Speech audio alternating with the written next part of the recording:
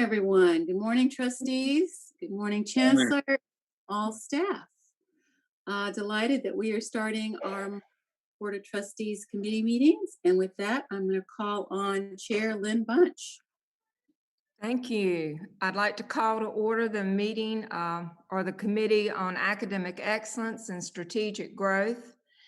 As chair of this committee, I want to remind everyone that we will be conducting today's meeting pursuant to the new amendments to the Open Meetings Act that apply during states of emergency. The amendments were signed into law and allow for public bodies to meet via electronic means. The new law does require, however, that we take all votes via roll call, which we will do today. Additionally, pursuant to the amendments to the law, all chats, instant messages, text, or other written communications between members of the board regarding the transaction of the public business during the remote meeting are deemed a public record. Finally, I will ask all committee members, board members, and participating staff to please identify yourself before participating in deliberations, including making motions, proposing amendments, and raising points of order. And also, as chair of the Academic Excellence and Strategic Growth, it is my responsibility to remind all members of the board of their duty under the State Government Ethics Act to avoid conflicts of interest and appearances of conflicts of interest as required by this act. Each member has received the agenda and related information for this Board of Trustees committee meeting. If any board member knows of any conflict of interest or appearance of conflict with respect to any matter coming before the Board of Trustees at this meeting, the conflict or if not, I'll ask for the roll call. Good morning. Committee on Academic Excellence and Strategic Growth, roll call. Trustees Lynn Bunch, Present. Harold Barnes, Chris Evans,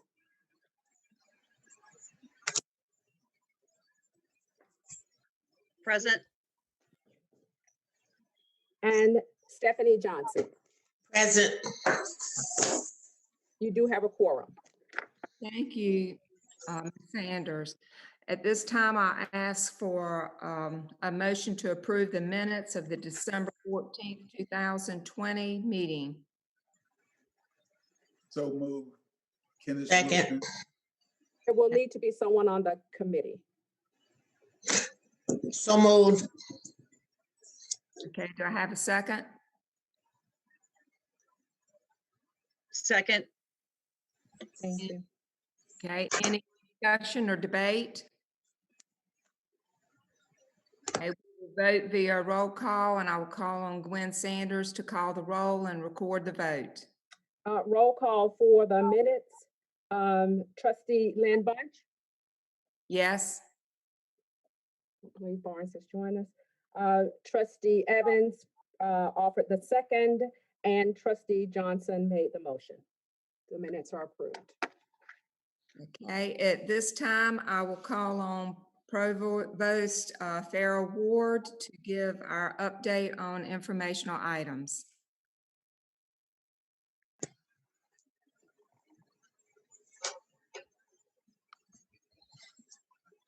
Thank you so much, Trustee Bunch.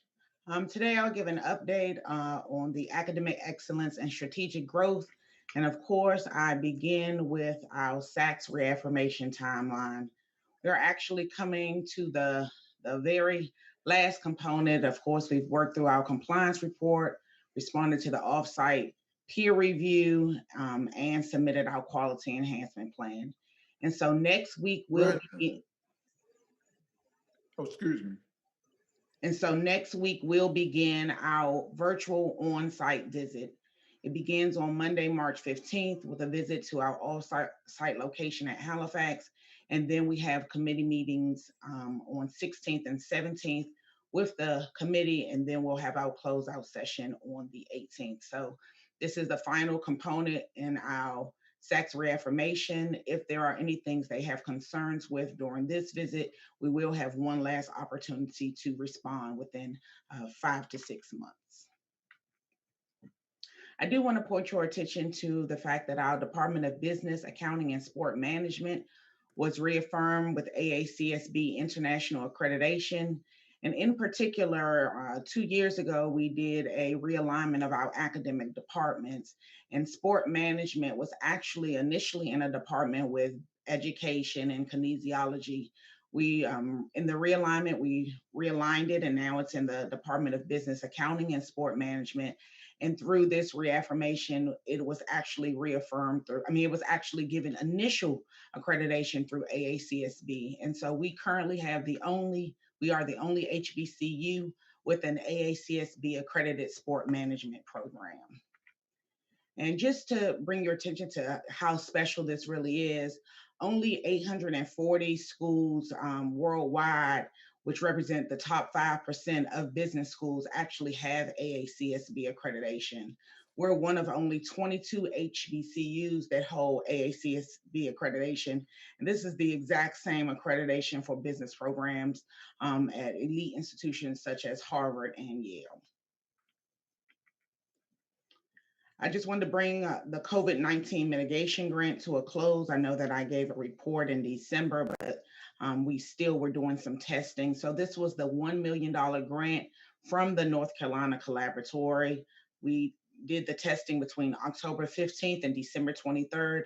At the conclusion, we actually visit all 21 counties in our service area, from Beaufort all the way down to Washington County.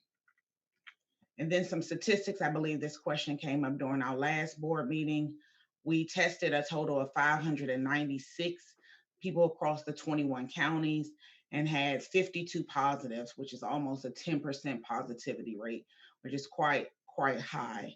About 60% of the individuals we tested were African American, 33% were white, and then some were other. You can see that a little over 57% were actually females. And so we have concluded this portion of the grant. We do have another grant, which I'll talk about in a second, which is allowing us to do some testing for our faculty and staff. So our COVID-19 mitigation efforts are ongoing. And so here are just kind of 4 projects that we're working on related to COVID-19. The first is we did sign a mutual use agreement with both Centera Albemarle Medical Center and Albemarle Regional Health Services. In late December, we were contacted by both of these agencies who indicated that they were about to receive a large shipment of vaccines. At that time, neither one, not the hospital nor the regional health services, had access to the type of freezer that are necessary in order to store the vaccine. We had freezers in our possession. We used them for our research through our natural sciences department. And so we agreed to temporarily loan these 2 freezers to Albemarle Regional and Centera. Without the use of the freezers, it would have been impossible to vaccinate any of Northeastern North Carolina if they were not able to store the vaccine. So we're very proud of that partnership. In addition, we also received 5 additional ultra-low temperature freezers through that partnership that we had and received that $1 million grant with the North Carolina Policy Collaboratory. And so those freezers are in our possession. We also continue to do research on the mutation. Of course, I'm sure you all are aware that there are now different strands of the virus. And so Dr. Banerjee, one of our faculty in biology, is leading an effort to study the different mutations of the virus in this area in Northeastern North Carolina. And then lastly, we are working with a grant from Dr. Mecklem on COVID-19 vaccine and vaccination awareness promotion campaign to really make sure that individuals are aware of the vaccine, the benefits of it, and answer any questions that they may have. Student engagement is still an extremely important component, even while we continue to social distance. And so we've participated in several activities through Black History Month. We had a partnership with the North Carolina African American Heritage Commission, as well as the Museum of the Albemarle, to discuss African American cemetery preservation. We had a workshop on the Black Church Hometown Reflection, and also had a guest speaker to talk about another aspect of Black History Month. Student engagement, again, another component of another component of our strategic plan. You all may remember that last year we used our music recording studio on campus to do kind of a jazz lounge with our students, and some of our faculty actually participated with Check the Resume. Well, of course, we can't be in such an enclosed environment, but the faculty and the students still wanted to continue, and so we were able to do Check the Resume without an audience. It was viewed 100% online, but we were still able to get students engaged in that component. We also had African American reading, where different students and faculty read poems. And then on the right side is our community emergency response team, which is a club organization where it's really tied heavily to our emergency management program. And so they are still participating in activities. In terms of our certificate program, this is another component of our strategic plan.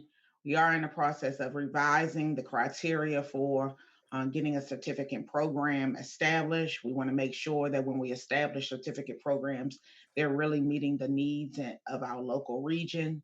And so we anticipate we'll be adding at least 2 new certificate programs for next academic year.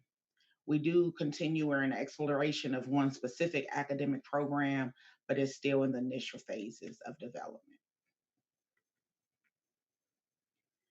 Aviation science continues to be a program that we want to bring additional attention to, and so we're very happy to partner with the U.S. Coast Guard and receive the $25 million grant. The U.S. Coast Guard received funding to restore the runway at the airport. So of course, our aviation science program and the Coast Guard both heavily use Elizabeth City's airport. And so they were granted $25 million to renovate one of the runways.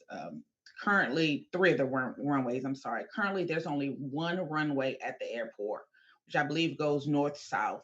And so if there are headwinds, then planes cannot fly because we can only fly in one direction currently.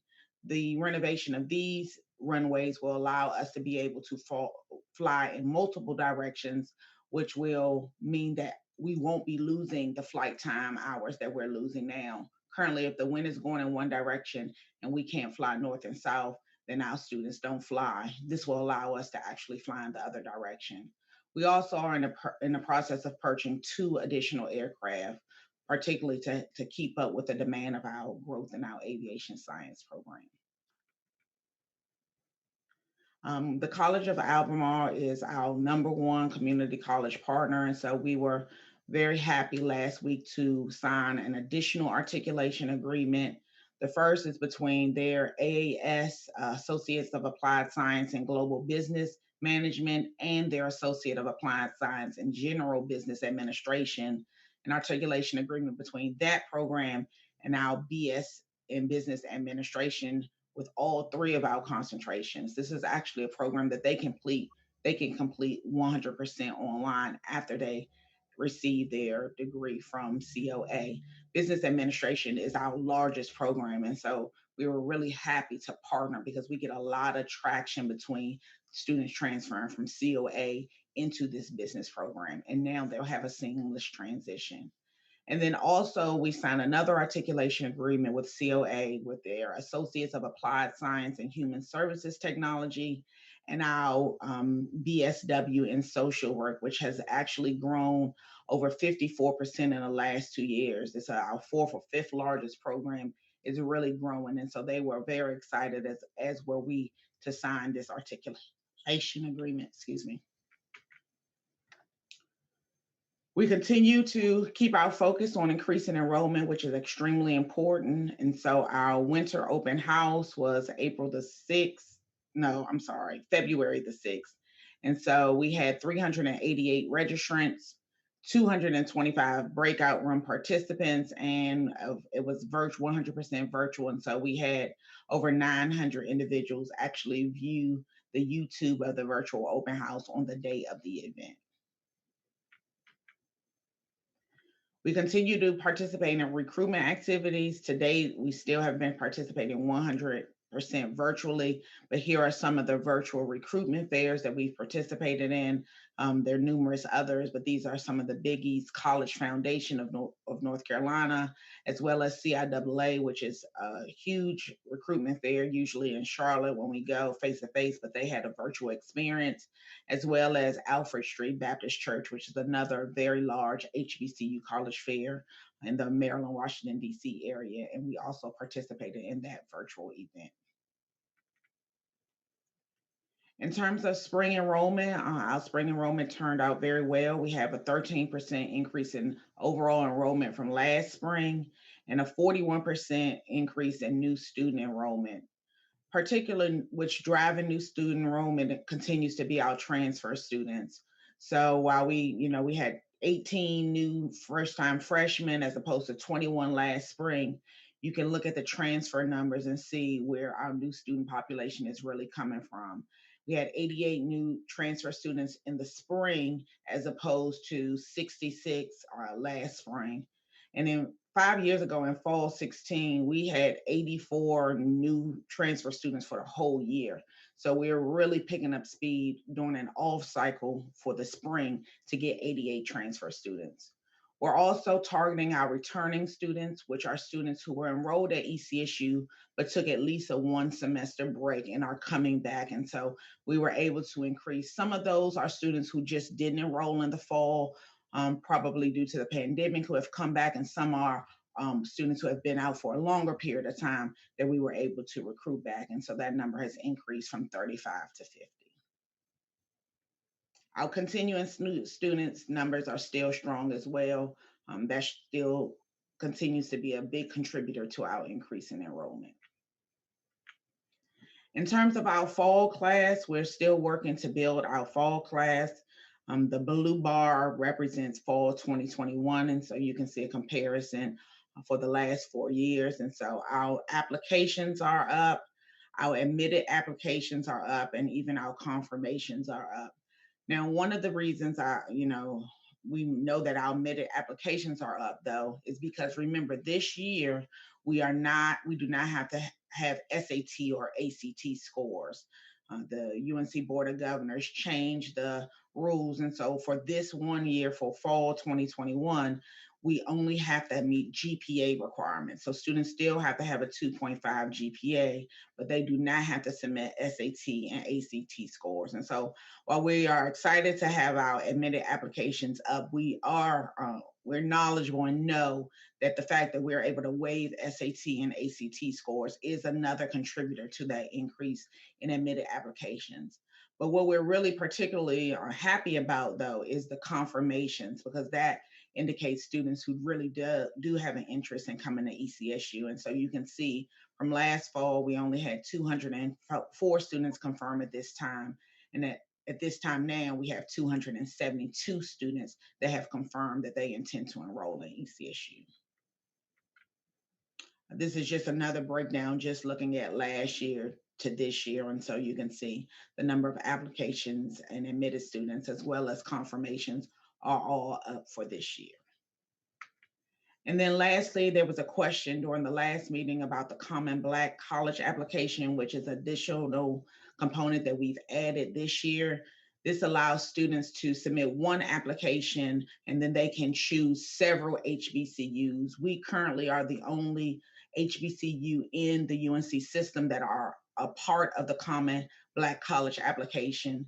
But you can see how many applications and admitted students we're receiving from the Common Black College application, and then 36 students have actually confirmed. But even without these 36 students, the number on the previous slide was 272, we would still have 236 applications if we remove the Common Black College students, which means we would still be up with our kind of traditional population. In terms of response rate, our Common Black College applications, their acceptance or confirmations are coming at about 5%, whereas our admitted students in our traditional pool are confirming at a rate about 15%. So we recognize that we probably will yield a smaller amount from the Common Black College application, but nevertheless, that's additional students, traditionally out-of-state students who have not probably thought of ECSU previously. And so we're glad to recruit that new population of students to ECSU. That is all that I have at this time, and so I'll entertain any questions. Thank you, Dr. Ward. Does anyone have any questions?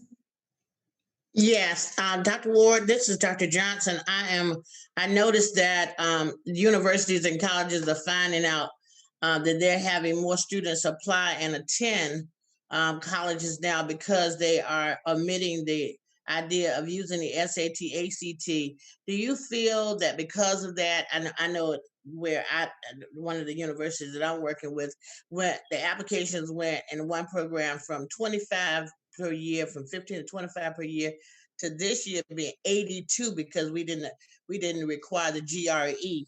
So are you feeling that we're going to get a lot more students now, or just getting where do you have, I guess I'm asking about like a tremendous number of students because of this whole idea of omitting the idea of sending the standardized test now because of COVID.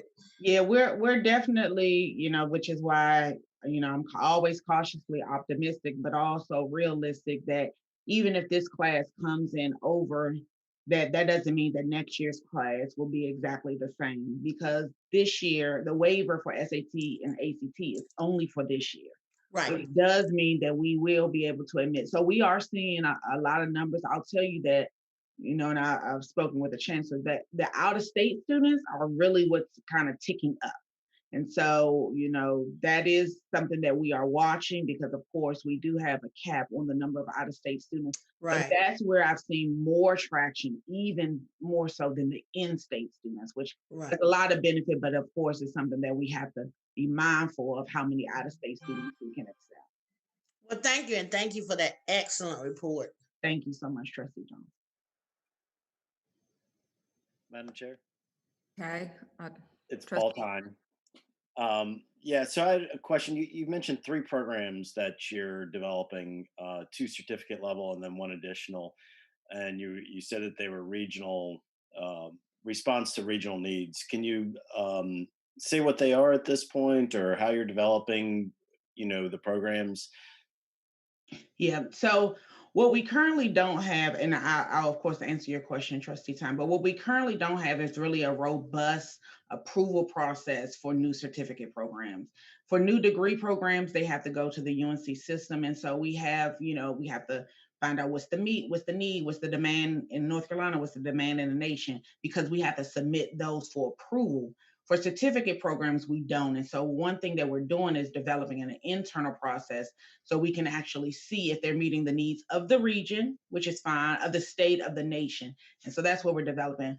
Business administration is one that they're looking at, some project management certificates, another one in the graphic design area. So those are 2 of the ones. In terms of the new degree program, which again is in the initial stages, it's actually in health and wellness promotion. A few years ago, we created a minor, and so that's one of the degree programs that we're looking for in terms of the new degree program. Thank you. And understanding the process too helps. I appreciate it. Thank you. Yeah, certificate programs, we don't have to get approval from the UNC system, but the reason they're so important is because in one of the strategic UNC system strategic plans, if they count credentials, and of course you probably have heard about one of the races for 2030, getting a number of individuals additional credentials. And so if we can establish certificate programs, which we have not focused on, we also give individuals credentials as well as prepare them for different needs that they have. We only have 1 certificate program on the books right now, which is in emergency management. And so that's the only one, but that's a space that we have a lot of potential to grow in. And so that's a focus for us. Provost, I have a quick question for you. I'm sorry, is someone before me? I yield to you. Okay, thank you, trustee. Quick question. I was just curious about if you could remind us what our capacity for students. This is a wonderful question to ask in terms of staff that we have available, and then of course housing. What's our capacity?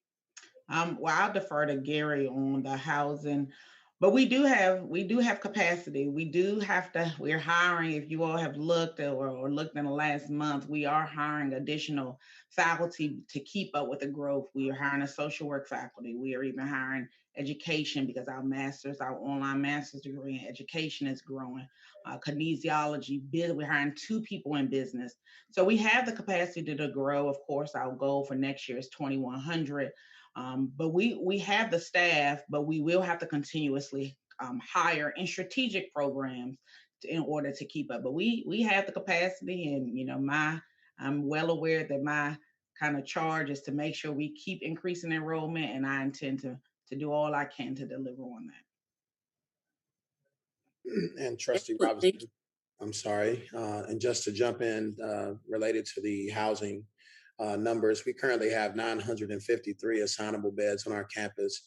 With bringing on Bias Hall, that will bring an additional 103 beds to our campus, which will bring us to 1,056 beds. We traditionally house anywhere between 50 and 52% of our overall population of students within our housing, even at other times in the institution's history. And so what we anticipate is that we will have a need for housing in the very near future, but we will be maximizing all of the space that we have on our campus so that we might be able to accommodate as many students as possible. Thank you both. Dr. Ward, Kenneth Wilkins, are there any plans for what's the percentage of the faculty? I don't know whose question is, you or to Gary. Faculty that's been vaccinated thus far, considering they are frontline workers. And are there any plans to have a partnership with someone to come on the campus to do vaccines? Yeah, so Gary will answer about the partnership, but we currently do not have that information, and I think the UNC system is kind of working through. Of course, we cannot at this time even talk about mandating the vaccine for our employees because it's not fully FDA approved. And so that's not something that we can do. We, of course, strongly encourage, and VC Brown will talk to you about what partnerships and what we're trying to do on our own campus to provide additional vaccinations to the real Northeastern North Carolina community. Okay, thank you. So on last week, we actually had a site visit that was facilitated by the UNC system, as well as members of the North Carolina Department of Health and Human Services, other local entities like Albemarle Regional Health Services. And that conversation included several individuals across our campus who have a vested interest in having a vaccination clinic on the campus. I think that visit went well. We're anticipating that we will hear something very soon. And that basically visit was to determine our viability to host a vaccination clinic on our campus. If we were approved, we would host it on days in which there was not a vaccination clinic being held by the Albemarle Regional Health Services. But we also recognize who it is that we are as an institution, a historically Black college and university, and that there are staggering numbers of African Americans within our communities who are being impacted by COVID-19. And so by facilitating those vaccination clinics on our campus, we anticipate that might aid as an increase in the number of African Americans who actually might submit to the vaccination so that we might be able to protect ourselves. Just preliminarily, we know that the numbers in terms of African Americans who are being vaccinated across the state, just as an example, this number was thrown out to us last week in Greenville. They said Vaughn actually has a very, very strong vaccination clinic, but each week only 25 to 30% of those who are submitting to the vaccination are actually African Americans. And so what that says is that African Americans are lagging behind in terms of being vaccinated, which continues to place the population at risk. And so our approach is to host a clinic on our campus so that we might be able to help to increase those numbers in helping to support the community. Okay. Well, yesterday, Biden just sent out another email with a host of their, I guess, violent hospitals in Edenton, Roanoke Rapids, and different places that's going to be doing the 3 vaccines this week. And they have quite a few openings. And on Saturday, they're only going to do the Johnson & Johnson in Greenville, just a single dose on next weekend from the 11th, I think from the 12th to the 14th. So you can go online to violent.com if, anyone probably is interested, and Mike could, probably could get you an appointment, or anyone that need an appointment, just for information. Okay, Trustee Evans, do you have your hand raised? I did, thank you. Yeah, it was a follow-up to that about just the availability of vaccinations in Elizabeth City and the neighboring counties versus having to go to Greenville or farther away. Well, I think, Trustee, in response to that, part of the conversation on last week was also to help us to set some goals for ourselves as an institution in terms of how many vaccinations we'd like to be able to give in the week. What we know from our peer institutions, our sister institutions within the UNC system who have gotten similar approvals, is that they have set goals. The state has then supported by sending a certain amount of vaccinations to those institutions and then helping to stand up those vaccination clinics.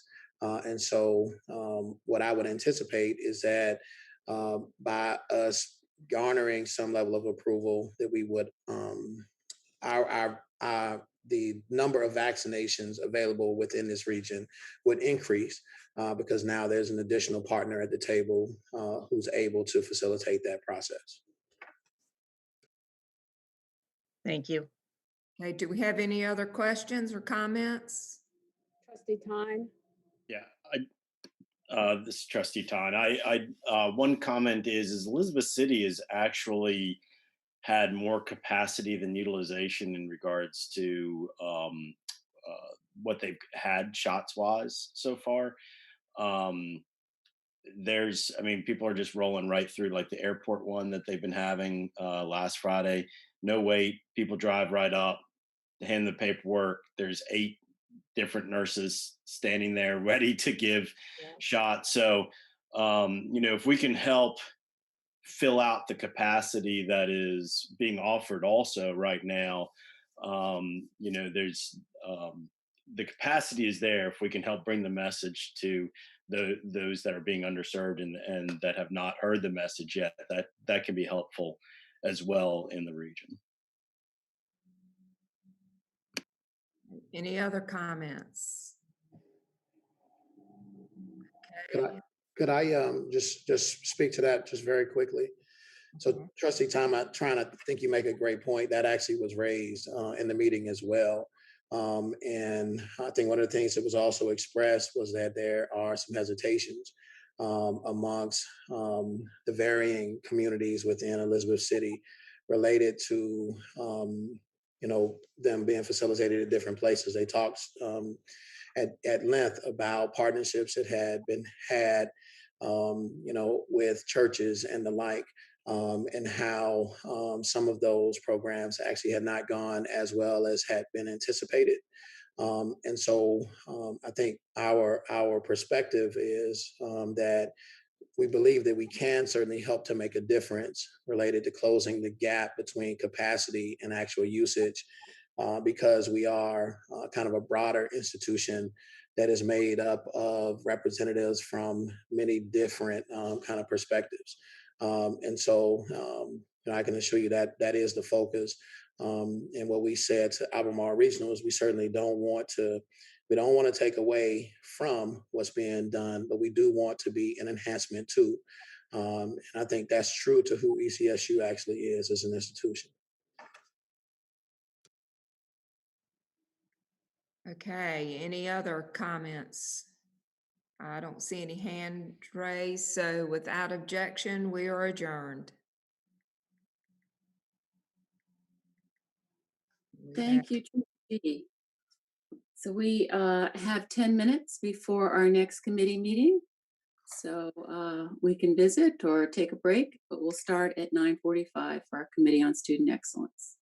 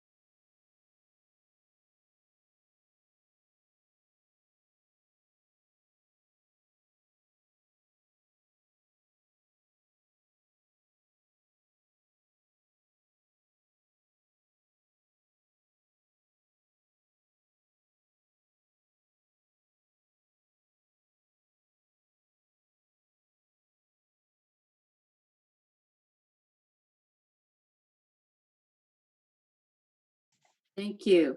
I'd like to call on Committee Chair Kim Brown for a report on the Committee on Student Excellence. Good morning. It's my pleasure to call to order the Committee on Student Excellence. We're really excited about our presentation today. You will hear 3 different updates from our Vice Chancellor for Student Affairs, from our Athletic Director, and from our SGA President. As the chair of the committee, I want to remind everyone that we will be conducting today's meeting pursuant to the new amendments to the Open Meetings Act that apply during states of emergency. The amendments were signed into law and allow for public bodies to meet via electronic means. The new law does require, however, that we take all votes via roll call, which we will do today.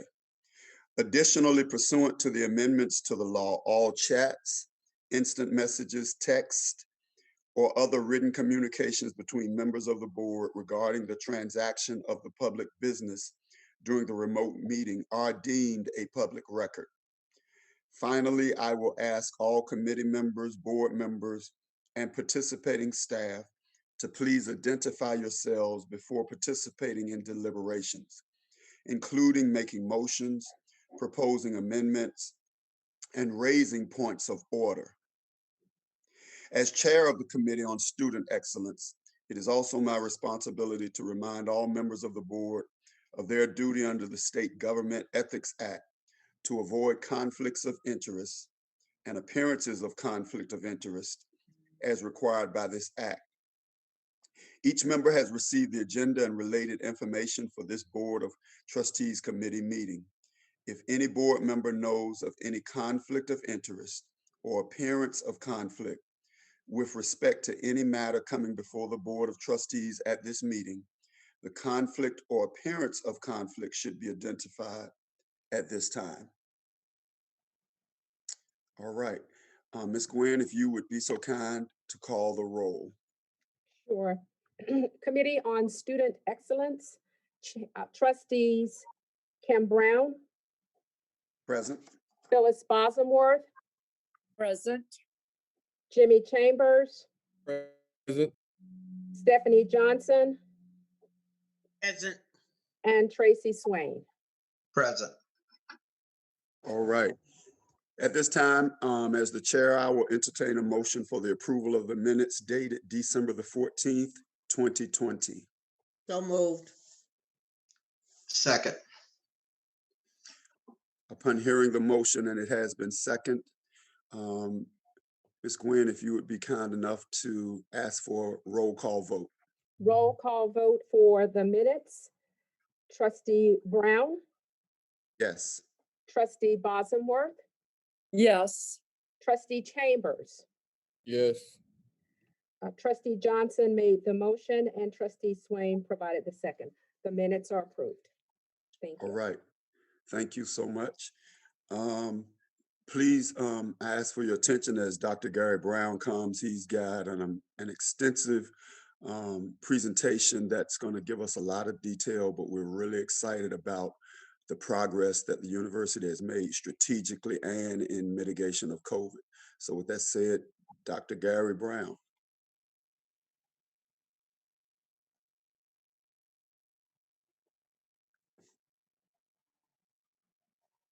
I'm sorry, give me 1 second. I've got an issue. Hold on.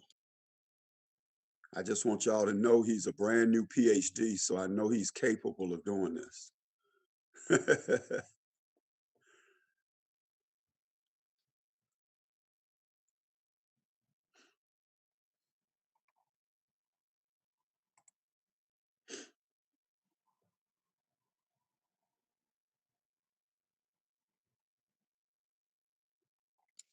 Okay, Chair, I'm gonna, I need to get on a laptop. I have a new computer in my office, and unfortunately, I'm not able to share my screen at the moment. So give me, Okay, let's go to the athletic director and then we'll come back. If that's okay.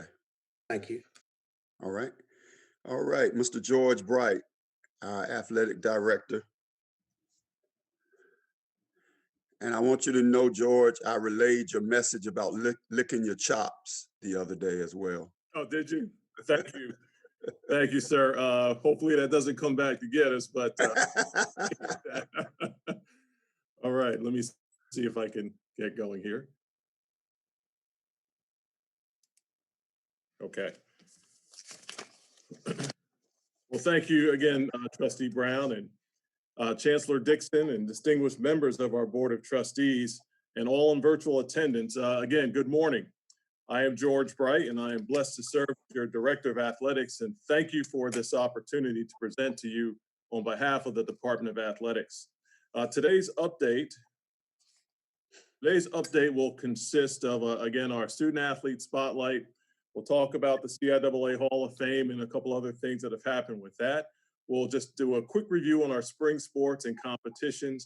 And then annually we have an update or a training, if you will, regarding athletic interests and what boosters can and cannot do. We'll just take a few minutes with that today. Is that okay, Trustee Brown? Yes, sir. All right, thank you, sir. Okay, so Viking pride in the classroom. I am pleased to announce that 72 of our student athletes were recognized for their outstanding academic accomplishments this past fall. And to receive an academic honor recognition, student athletes must have a cumulative grade point average of a 3.0 or better. So 11 Vikings from our various degree programs have earned a 4.0 this past semester, which is terrific. You can see those names in front of you. There are, again, 4 categories that we feature. We have the blue team, which is a 3.75 to 4.0. We have the white team, which is 3.5 to 3.75. The gray team is a 3.25 up to the 3.49. And of course, the academic team is a 3.0 to 3.24. So again, you have 25 student athletes in the blue team, 13 were in the white team, and 12 were in the gray team, and 13 again in the academic team. So very, very pleased with that progress of our student athletes thus far, and very excited about that. We had a December graduate. Her name is Beatrice Nato. She earned the highest student athlete GPA award with a cumulative GPA of 3.97. Beatrice maintained a 4.0 the past fall. She's from Porto, Portugal, and she graduated with a degree in business administration and was a stellar member of our women's tennis team. So congratulations to Beatrice and of course to all of our Viking student athletes for achieving the fall academic honors. Okay, there we go. So the CIAA Hall of Fame introduction. The CIAA announced its first ever virtual tournament, The week-long celebration called the CIAA Virtual Vibe, its tournament edition, took place February 23rd through the 27th, which traditionally is the CIAA basketball tournament week. The CIAA Virtual Vibe marked the tournament's 76th annual celebration of HBCU championship basketball, and of course, sports and culture. The CIAA tournament is the 3rd most attended basketball tournament among NCAA divisions, and it brings a legendary legacy and a community experience to a very new global audience. The Virtual Vibe was a one-of-a-kind event. It engaged family, friends, alumni, faculty, students, and introduced many elements that embody the CIAA tournament experience and highlighted the cultural impact it has on our community as a whole. In the 2021 John B. McClendon CIAA Hall of Fame class was celebrated virtually last Friday the 26th actually, and the 2021 class proudly presented 2 of our most decorated Vikings. Celeste Trahan Davis was a women's basketball student athlete and was a 2-time CIAA Player of the Year in 2007 and 2008. She was also the CIAA Defensive Player of the Year and became the first ECSU player to earn all CIAA academic honors, all CIAA honors in 4 straight seasons. She was named to the CIAA All-Tournament team from 05 to 07. It was a 2-time All-American selection by both Daktronics and the Women's Basketball Association, the WBCA. As a senior, Trahan Davis was named a South Atlantic Player of the Year and the Ron Lentz National Player of the Year after leading the Division II in rebounding and finished 2nd in scoring. In that same season, she became the first woman in NCAA Division II history to record 2,000 points and 1,500 rebounds in a career. She is the second leading rebounder and fourth leading scorer in CIAA history. She became the first female athlete in ECSU history to have her jersey number retired. And then our second person was Johnny Walton. He was a football student athlete, was a 4-year starter at quarterback for Elizabeth City State University in 65 through 68. He earned all CIAA honors after his senior season in 1968, completing 114 of 204 passes for 1,400 yards and 16 touchdowns, leading the Vikings to an 8-1 record. After graduating from ECSU, Johnny Walton began his playing career with the LA Rams and making history in the process as the first African-American quarterback from the state of North Carolina to play in the National Football League. He also played in the Continental Football League with the Indianapolis Colts, led the team to a league title, becoming the African-American quarterback to win a championship at the professional level. But in that season, Walton was also selected as the CFL's most valuable player. He briefly left his professional playing career in '79, returning to ECSU to lead the Vikings as head coach. From '80 to '82, Walton compiled a 20-10-1 overall record, finished 14-7 in CIAA play, helping the Vikings advance to the Division II playoffs in just his second season. The CIAA recognized the inductees for their excellence in the conference, significant contributions in the community, and leadership within CIAA athletics and commitment to the conference mission. There were 4 others that were featured, but I also want to make sure that we offer, when you see them or hear from them, to congratulate those Vikings, Celeste, Trahan Davis, and Johnny Walton.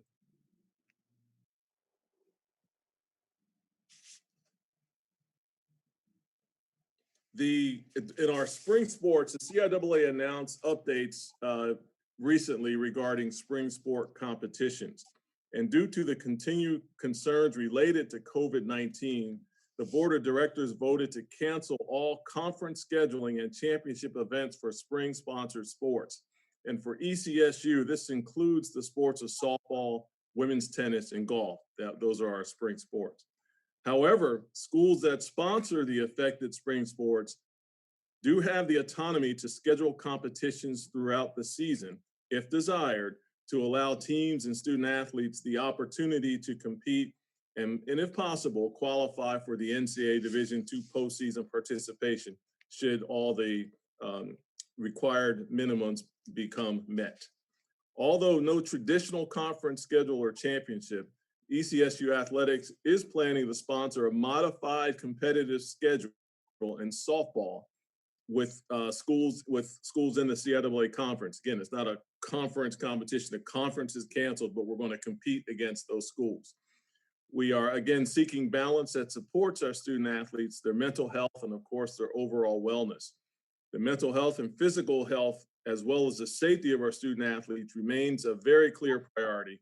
And our spring student athletes would have missed 2 years of competition without this opportunity. So this minimum scheduling will allow engagement and possible opportunities to celebrate our resilience and our success. All of our teams are practicing this semester, and we will certainly continue to monitor the COVID-19 landscape as we plan for the fall 2021 and of course beyond the competition for that. The softball competition schedule is in your packet. Of course, things change. So this was presented a couple weeks ago and it's actually changed a little bit. So if you do need, we will provide the updated schedules through Ms. Sanders, if that's okay. If you need to see that schedule, we'll make sure that you get it that way accordingly. And the last piece of my presentation is regarding alumni boosters, representatives of athletic interests. This, of course, is an educational series for you.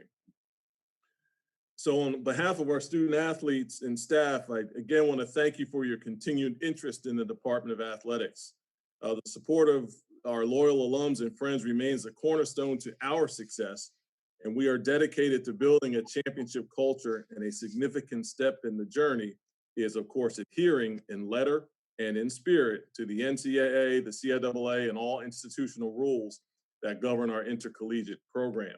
And today we intend to aid and provide information in the understanding of the basic principles governing the conduct of alumni, boosters, and representatives of athletic interests as we seek the highest level of ethical standard and conduct. So again, just kind of going through some of these elements here, there are pretty much 4 questions that are presented to you. What is an extra benefit? You can see on your screen that the NCAA considers a special or extra benefit to be any special arrangement to a prospect, enrolled student athlete, or their relatives or friends that is not expressly authorized by NCAA regulations. Okay? We'll have a chance, if you have any questions, also our Associate AD for Compliance is on the line. We'll be able to address anything that you might have, but I think these are pretty cut and clear in terms of the educational series that are offered. So what are boosters? So the NCAA has specific bylaws that determines who qualifies as a booster. For example, you're a booster if you're a member of the Viking Varsity Club, Viking Investor Program, Viking Auxiliary, donated to the field, a member of the Sports Hall of Fame, Board of Trustees, etc.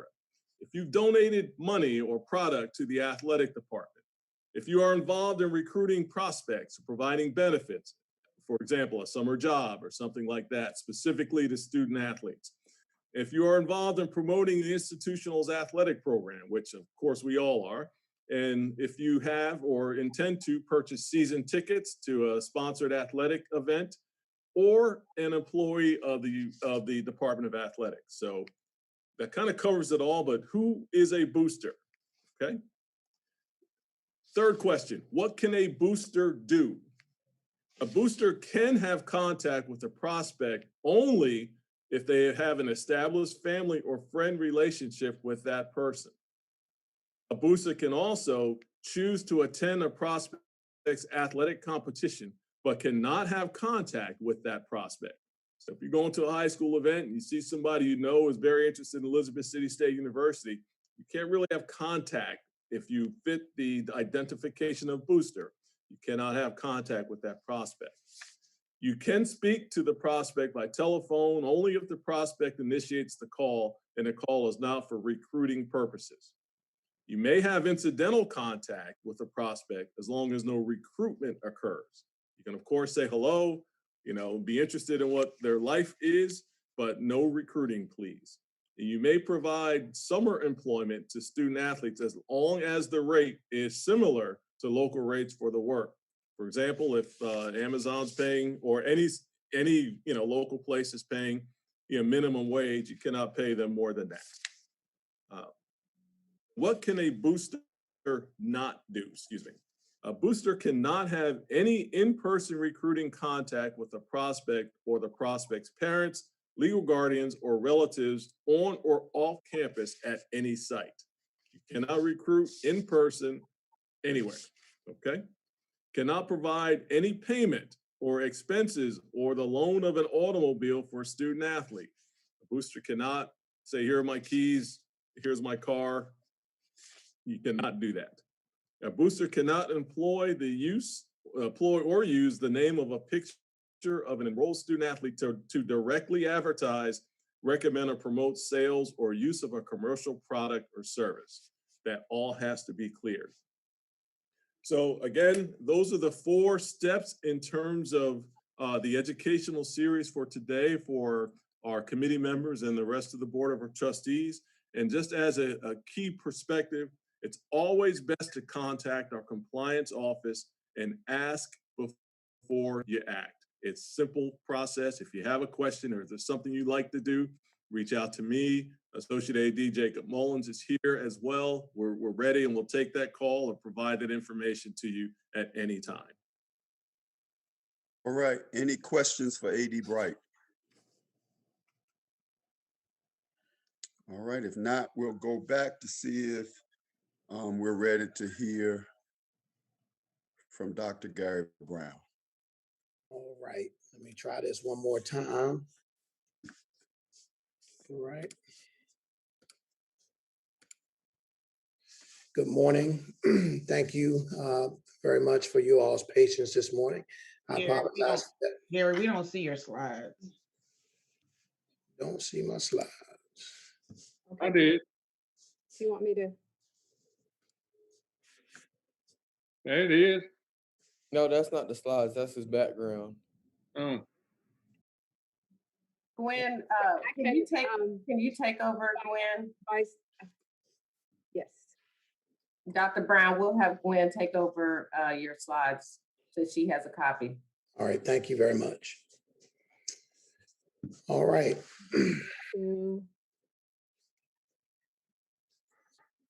One more.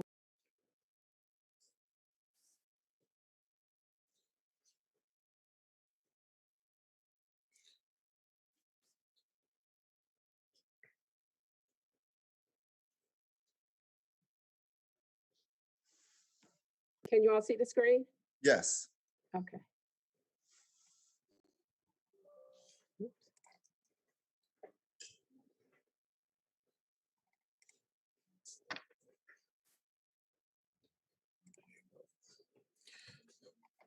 All right. Good morning, and thank you all very much for your patience this morning. I just want to give you a few updates from the Division of Student Affairs. We will focus on spring 2021 updates. We'll give some updates related to the 2020-2025 strategic plan, as well as special initiatives that we have going on over here in Student Affairs as well. We began the process of preparing for our students to return well into last fall semester. We began the process of planning for our students to return for spring and announced to them that we would be facilitating a reentry process that would extend from January 20th through the 24th of this year. There was mandatory pre-screening and a negative COVID-19 test result that was required for every student who was returning and who would be a residential student. I'm happy to report that during that week of reentry testing and screening and so forth, there were a total of 612 student check-ins. And of that total 612 check-ins, there were only 6 positives who came to campus during that process. All of those individuals were immediately placed into quarantine. And then we had 10 additional students who actually notified us that they would not return until their quarantine timeframe or isolation had been completed. And so they never actually came to campus. And I think in truth, if you think about everything that has to go into this process, we did extremely well. Our students and families were very, very responsive to the requirements and mandates that we set forth as an institution. From a residential life perspective, we have, as of today, 71% of our housing capacity actually occupied. That's 677 students. It's the current number of on-campus residents that we have. That was verified again on this past Friday. We have continued to ensure that our residential spaces are safe. And so we've not allowed any external or internal visitation. And for the most part, our students have done a very, very, very good job related to following the protocols that we've set forth residentially. From a student health perspective, as of, according to this, based on this presentation that is presented to you this morning, as of February 15th, there were 26 confirmed COVID-19 student cases for this entire semester. As of today, there are actually 29. And so you can see there that in about a 3 weeks period, there have only been 3 additional positive cases of COVID-19 on our campus. We have a mandatory residential surveillance testing program that is being facilitated by Student Health, and we are exploring opportunities, as was previously mentioned during the earlier committee timeframe, for a COVID-19 vaccine clinic site. We have continued to offer opportunities for our students to be engaged. And so recreation and wellness facilities actually opened for our campus on February the 15th. I believe our bowling alley and some of our student engagement spaces will begin the process of opening this week for student use. And we've also continued to virtually engage our students in activities and services as well. As an update to our 2020-2025 strategic plan, and specifically goal 2.1.5 and the tracking of student participation in clubs and organizations, just as an update, during this past fall semester, there were about 58 virtual events that were sponsored by the Division of Student Affairs during the fall semester. Close to 5,000 students participated in virtual and in-person events since August of 2020. And I just provided on this slide just a couple examples of the type of programming that occurs. Our staff has become very, very nimble and creative in working with our student groups, such as the Campus Activities Board, and even the Student Government Association, other student organizations as well, at facilitating either grab and go opportunities, which provide students a means by which of seeing each other, but not necessarily kind of being able to stand around and fellowship in the ways that they normally have. And we've also become adept at facilitating virtual engagement opportunities. So there was a poetry cafe on February 17th as well, which was an open mic night opportunity for our students. So those are just a couple examples of the type of programs that we've been offering and will continue to offer as we progress through the spring semester. As an update related to 2.6.4, an alumni/career program or career development focus, we have a four-pronged approach for this semester. And our Career Development Center really is undergoing a renewal, if you will. We have a brand new logo here that you can see in front of you with three words at the bottom of it that speak to the focus of this particular unit. Our task is to help students to explore career opportunities, to equip them for the future so that then they might leave and excel.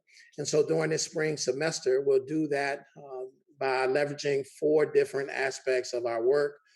We will host corporate connections activities. We have 3 of those that are being facilitated this semester. And this is by bringing corporate partners to the table to facilitate workshops and seminars on behalf or to our students. And so you can see the examples there of Lenovo and the US Navy are part of that group.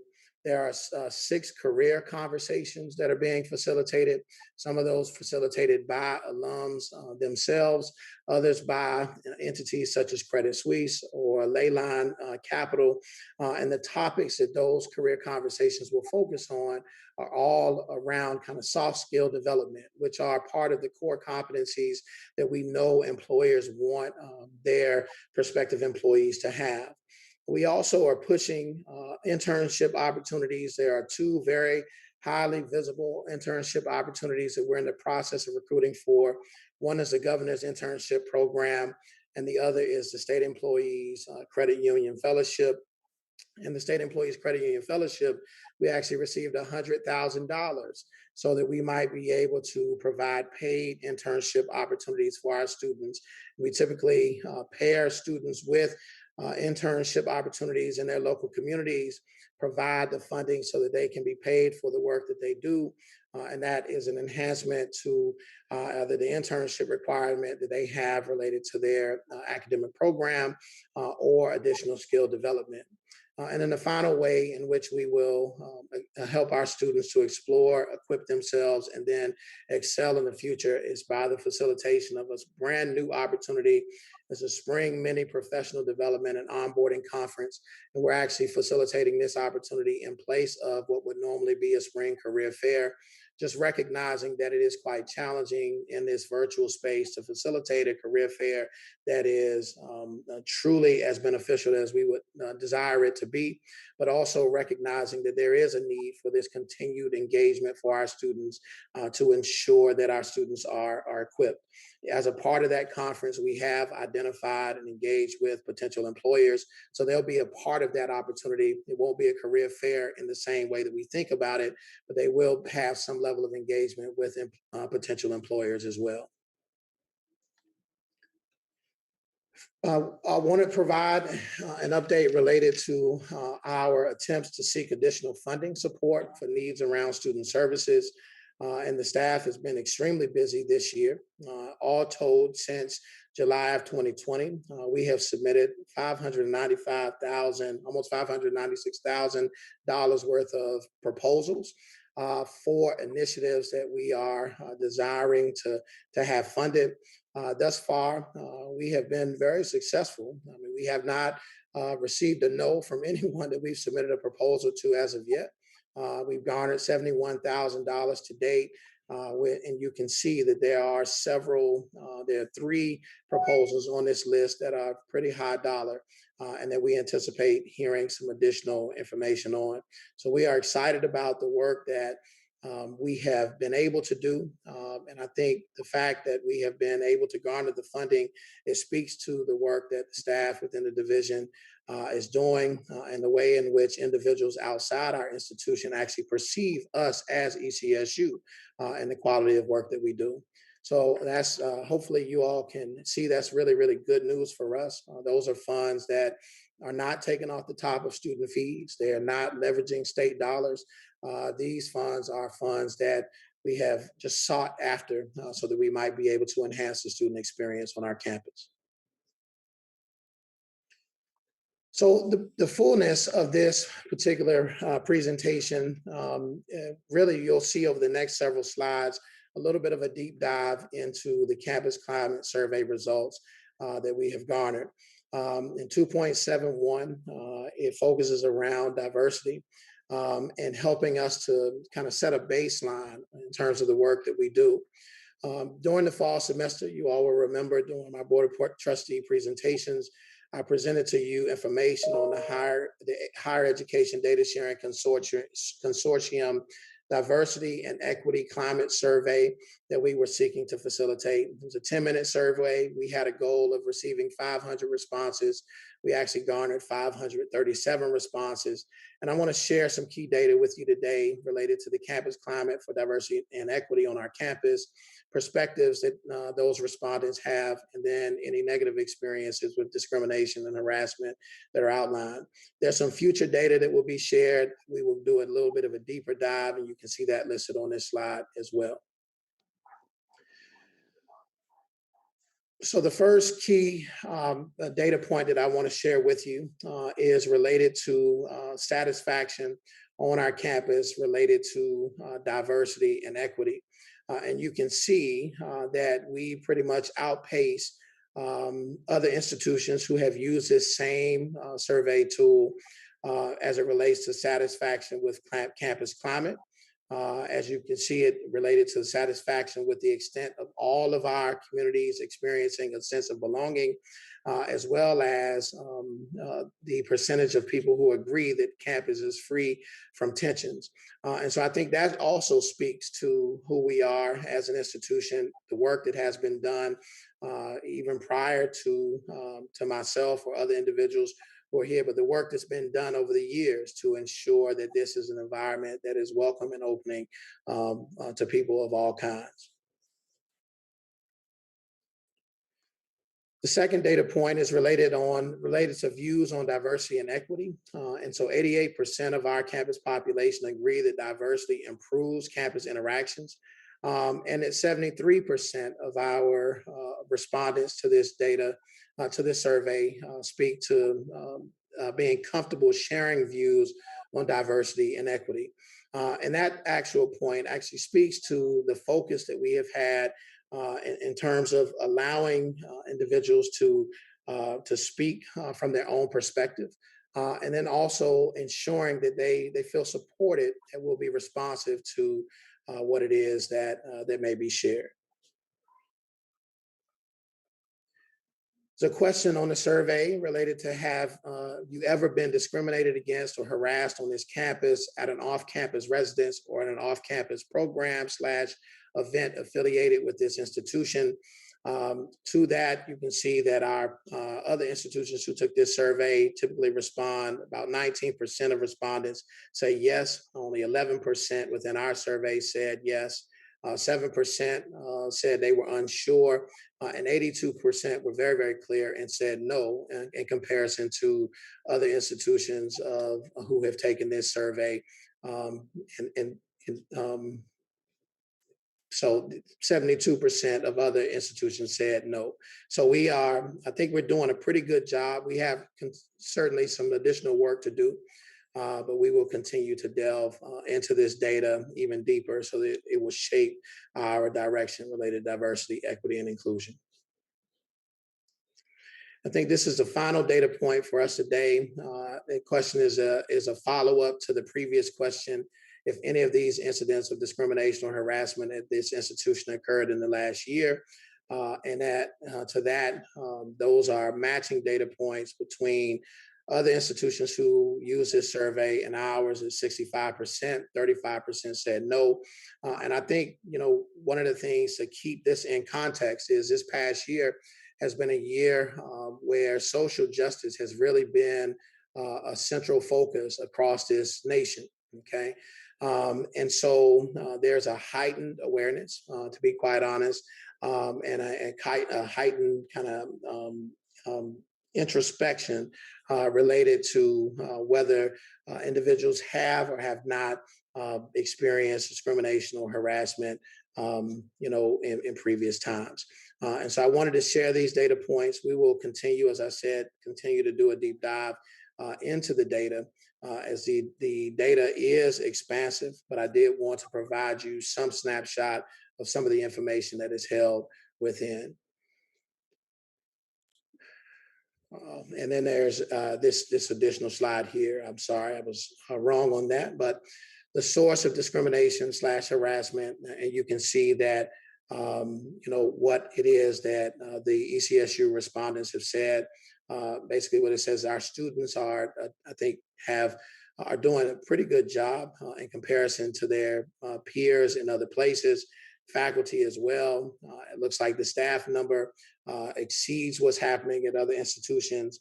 Administrators are certainly lower than at other places, and then even within the local community.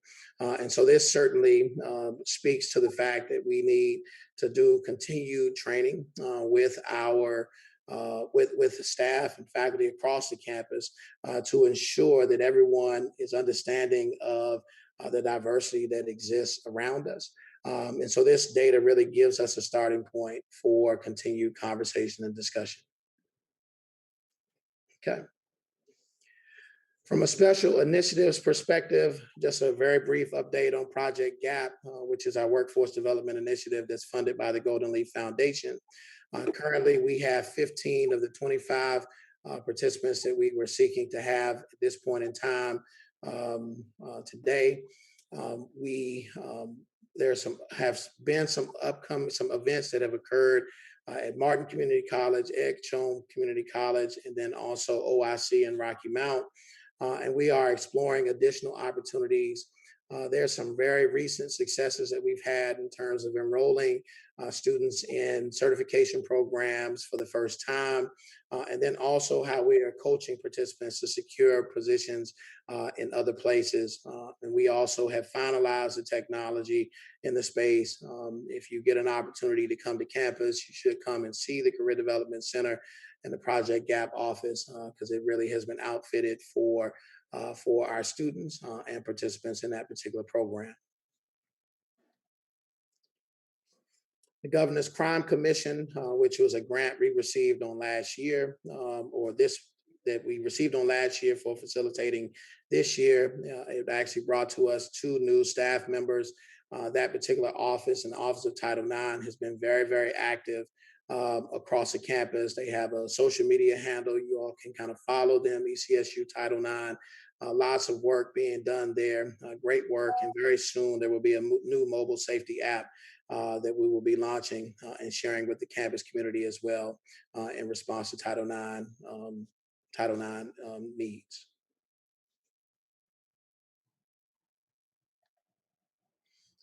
And then finally, we hosted a very great and grand virtual event. We hosted the Nikki Giovanni, a noted poet. The event feedbacks thus far has been positive. We had almost 700 people to register to be a part of that Community Connections lecture series event, which is really astounding when you think about it being facilitated fully virtually. We are very, very thankful for all of the partners in this work. You can see some of those partners listed at the bottom of this particular bill. We also recognize, Trustee Bosworth, as she actually was the conduit to beginning this work and allowing us to bring these sort of events to our campus community. And so we are continually thankful for her and her continued support. There's an upcoming Community Connections event on March the 31st, the Dallas Black Dance Theater. You should be receiving information about how to RSVP for that. And then on April the 8th, we will host Fred Humphreys, who is the Vice President of U.S. Government Affairs, actually is the son of a former HBCU president, Dr. Fred Humphreys, who was the president of Florida A&M University for a number of years. And so I'm sure he'll have a very unique perspective to share with us and our students and our community as well. At this time, I'll take time for any questions. All right, thank you, sir. Any questions for Dr. Brown? Yes, this is Chair Robinson. I do have a quick question for you. Thank you for this excellent report. I did wonder if you could give us some perspective on your diversity report. What is the breakdown for the different ethnicities? I can't say it in our community. Yeah. I'm sorry, I can certainly pull that data for you, Chair. I don't necessarily have it right here at my fingertips at the moment. And since I've been having a few technology challenges today, I'd rather not try to lower my screen and get all kind of flustered with that. But I will certainly follow back up with you related to the breakdown in terms of the respondents to the survey. Okay, because I'm wondering just in terms of our student population, because at one time ECSU had the largest minority percentage of any of the HBCUs. And I was just curious where we are on that. So thank you for letting us know. Sure and by minority, I mean other than African American. Absolutely. Thank you. Thank you. I had a question. This is Phyllis Bosworth. And I also want to say great job on the report. I just had a question. You might not be able to answer this without a little more research, but I was wondering how the fundraising that you did this year, which looks great, compared with last year's. Do you happen to have that information? So I do have that. I do have that information, and I would have to go back through to do a side by side. But I can tell you, I will say that we have submitted, I believe this year, we've already exceeded the number of proposals that we've submitted last year, this year. Okay, so I think we've submitted more proposals this year for sure in comparison to last year. And we have exceeded that number even in terms of dollar amount that we are seeking. And so I'll do a side by side to share that with you as well. Okay, thank you very much. No problem. I have a question. My question has to do with the survey because the numbers look so good across the board until we got down to the staff, and which is a 14-point difference. Do you have any clue or idea? Was it that a lot of people didn't fill it out that were on staff, that was considered staff, that they're, I just don't, I just thought that was such a throw of numbers because the others look so good. Yeah, I actually noted that as well, that it seemed to be a little bit different, right? Because everything else seemed to be within just a couple percentage points, right, of the other. Significant, all right. That's right, yeah. And so that's a data point that we are drilling down into, and we're drilling into that in a way because in the Division of Student Affairs, we consider ourselves staff, right? And so that doesn't necessarily mean that everyone who's in the division or everyone who's in a student services focus area across the campus actually completed the survey. But it does say that of the respondents, that the respondents perceived that those who may have exhibited those behaviors were staff, right? And so if you think about that from that perspective, a student in general is probably spending more time working with staff than they even are faculty, right? So they're in the classroom for a certain amount of time in every week, But outside of the classroom, everyone else that they would probably engage with is a staff person. And so if there is going to be some level of perception around experiencing some behaviors that are not going to be acceptable, the likelihood is it's going to be staff more than it would be faculty, just on the basis that there's more time spent interacting with staff. Does that make sense? Yes. I thank you for such a comprehensive report and thorough report. I really do appreciate that. Thank you. All right. Thank you so much. If there are no other questions, we're going to move quickly to Student Body President Jimmy Chambers, and that will conclude our presentation. Chair Brown, Yes, ma'am. before we move on, I would like to call on the provost who will be able to answer Chair Robinson's question in regards to demographics of our student population. Okay, that would be great. Yes, currently we have 67% of our students are African American, 18% are Caucasian. We have 11 students that are Asian and 6 students that are American Indian, and then about 5% of our students are Hispanic. So when you look, I think you said non-African American, that's about 23% of our students, 33% of our students, I'm sorry. Thank you very much. I think that's probably still the highest. Probably. Thank you. Yeah, it is, Chair. We are very diverse when it comes to our student population regarding race and ethnicity. Thank you. Thank you. All right, Mr. Chambers. All right. Good morning, everyone. All right. So the 2020-2021 goals of SGA was to amplify the student voice, bring more activism, inclusion, and ultimately to improve the collegiate experience here on campus. Some things that we did was I advised the UNC Board of Governors the importance of the student activity fee. They were actually trying to make it optional across the board, but myself, along with some other SGA presidents, we actually attended the Board of Governors meeting, and we advocated on why it was not a good idea for them to make it optional. The Fix-It ticket is in the final stages of completion. I think IT just has some more things they need to finish. The UNC ASG Advocacy Week was held February 16th, 17th, and the 19th. We had Representative Robert Reeves from the North Carolina House, Congresswoman Alma Adams of the North Carolina 12th District, along as well as to close it out for the week, we had Governor Reginald Hawley from the Board of Governors. Some of the events that SGA has been doing, we teamed up with the Male Initiative Champion Scholars to do What's Your Purpose? And we actually had 2 great outstanding speakers. Trustee Brown, you might be very familiar with these 2 individuals. We had we had the twins Jeremiah and Joshua from Norfolk State, who are currently serving as the student body president, and the other serving as Mr. Norfolk State. The Champion Scholars Day, I can tell by how engaged they were. They really enjoyed having these 2 young men just to talk to, hear about all of their great success, how they got there, and I plan on to keep partnering with them to bring more activities like this.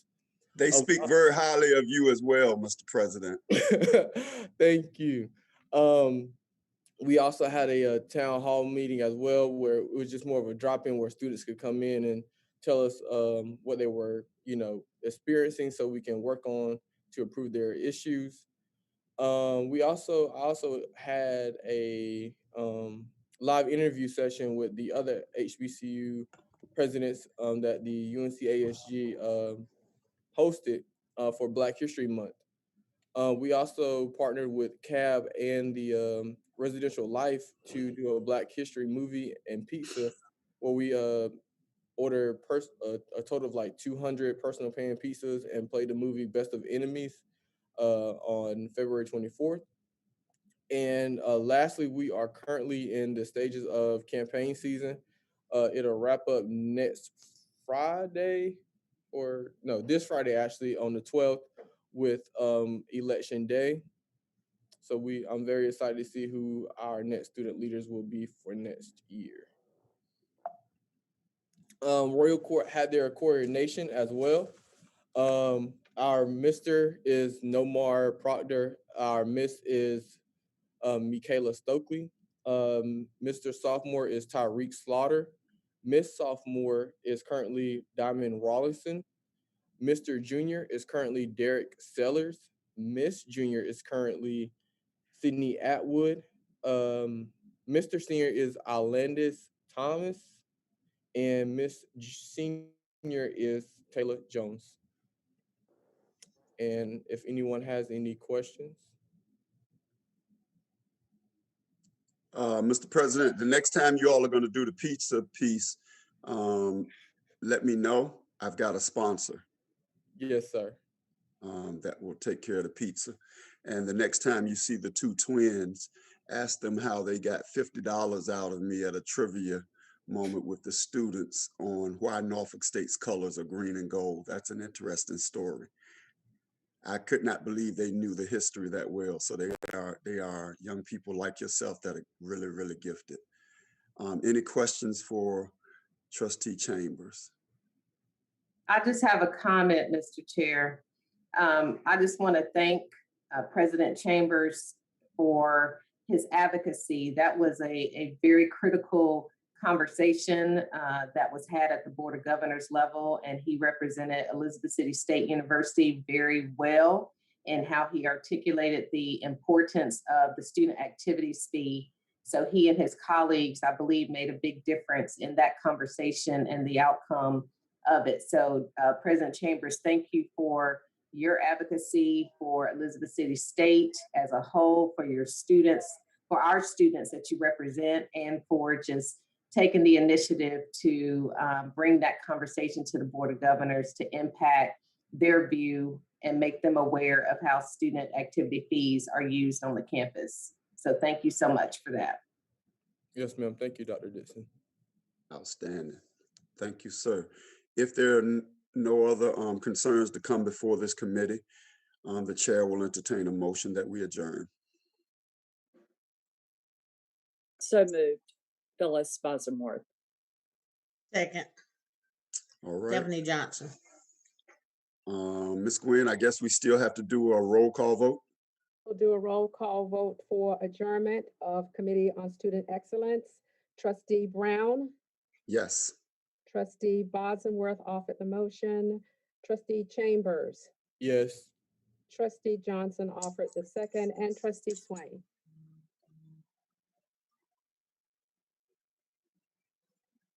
Trustee Swain, do you agree to adjourn?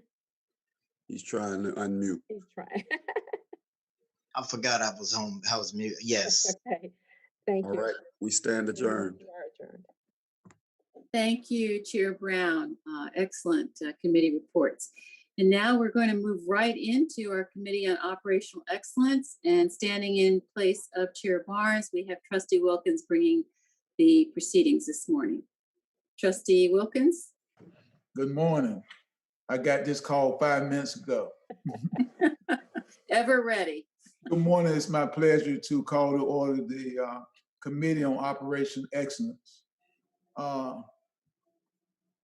As chair of this committee, I want to remind everyone that we will be conducting today's meeting pursuant to the new amendments to the Open Meetings Act that applies during the states of emergency. The amendments were signed into law and allow for public bodies to meet via electronic means. The new law does require, however, that we take all votes via roll call, which we will do today. Additionally, pursuant to the amendments to the law, all chats, instant messages, texts, or other written communications between members of the board regarding the transaction of the public businesses during the remote meeting is deemed a public record. Finally, I will ask all committee members, board members, and participating staff to please identify yourself before participating in any deliberations. including making motions, proposing amendments, and raising points of order. As chair of this committee on operational excellence, it is my responsibility to remind all members of the board of their duty under the State Government Ethics Act to avoid conflicts of interest, appearances of conflict or interest as required by this act. Each member has received the agenda and related information for this Board of Trustees committee meeting. If any board member knows of any conflict of interest or appearance of conflict with respect to any matter coming before the Board of Trustees at this meeting, the conflict or appearance of conflict should be identified at this time.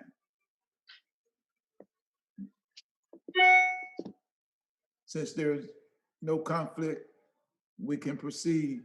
Ms. Gwen, can you do a roll call for us, please? Absolutely.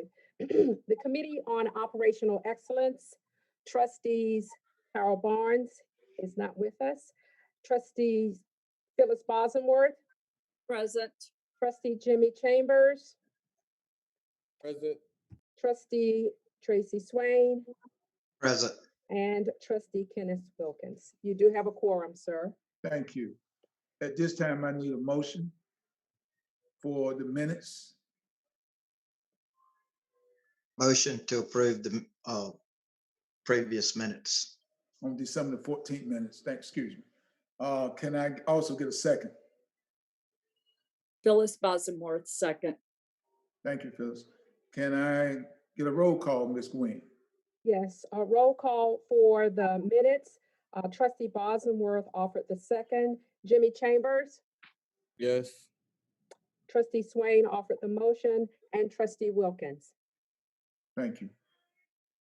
Okay, today we have some information updates on the from Miss Anya. Y'all gotta help me with that last name. Ola, Director of Facilities and Planning. Also today we have some action items also. So can Miss Ola begin? Danielle. Thank you. Or Vice Chancellor Goodson, are you?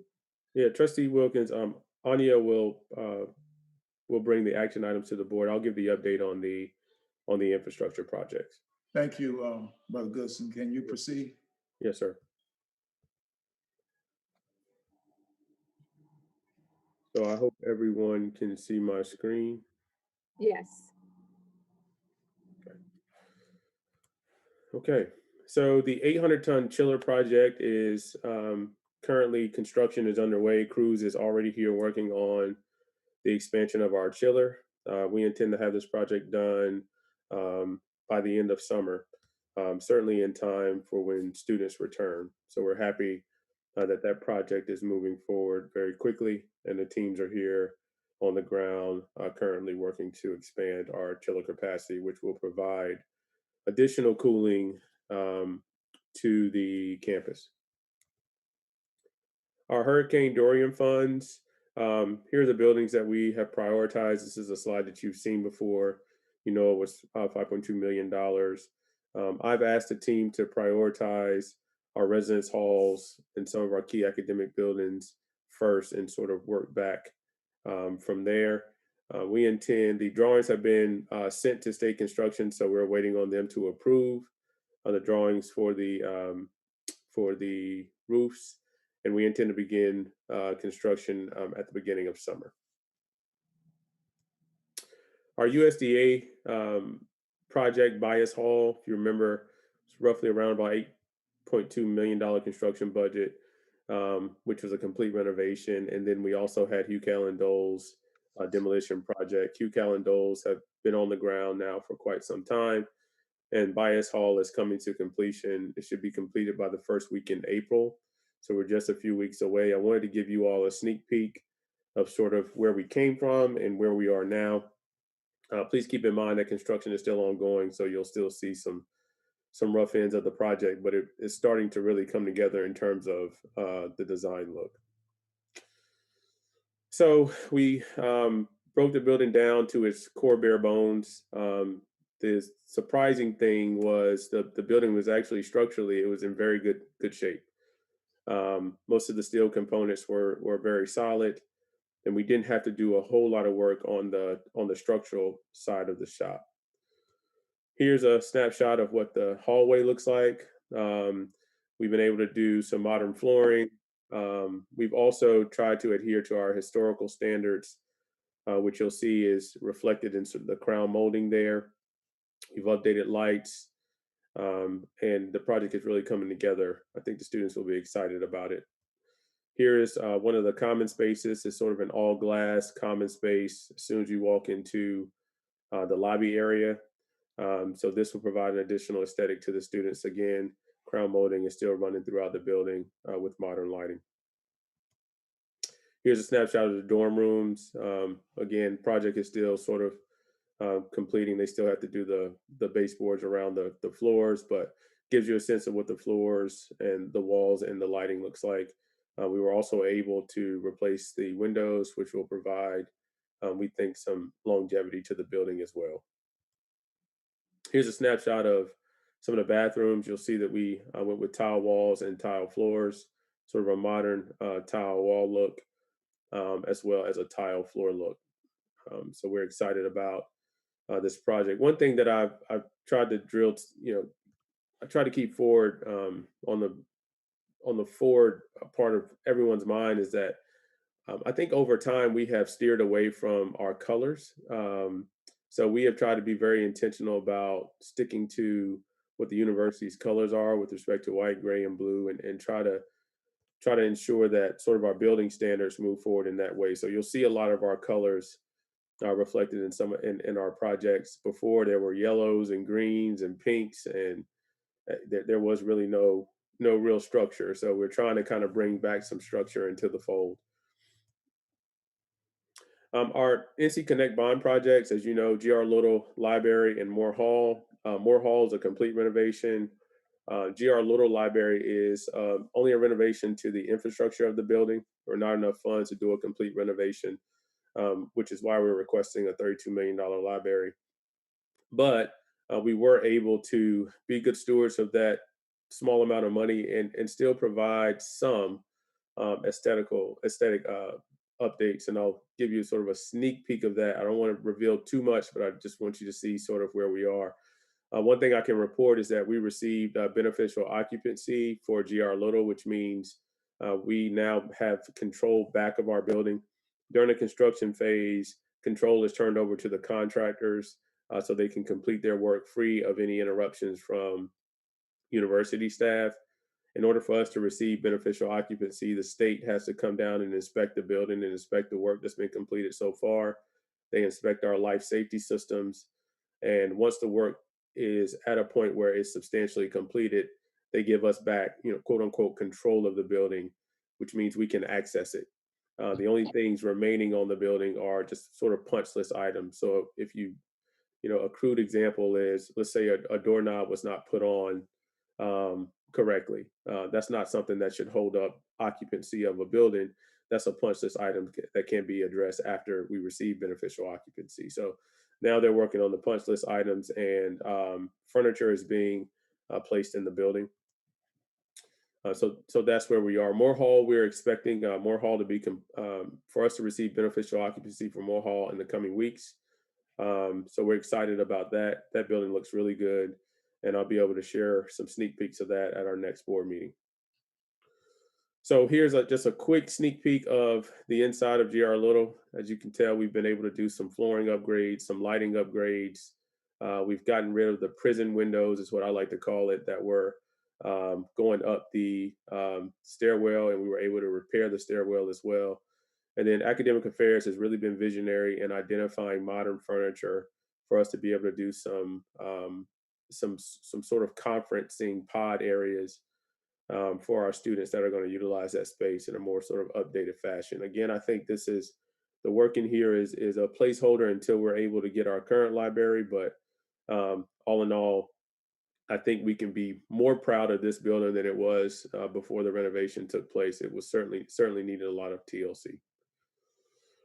So from a project update. So our HVAC upgrades. So, we have sort of two different projects going on concurrently. One is addressing our independent HVAC systems for buildings that are not on the chiller, and for some buildings that are on the chiller, and then addressing our chiller upgrades.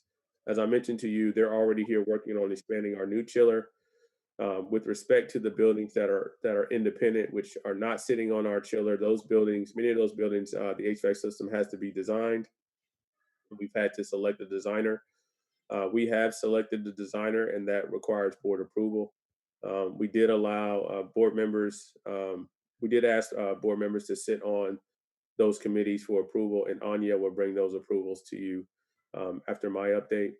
The other sort of project update, we're waiting for good weather to come about so we can complete the track, but we are excited about that work.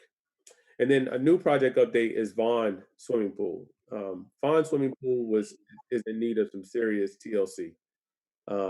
This is not an area that has received an upgrade in quite some time. You can see there's covering of the duct work sort of falling down.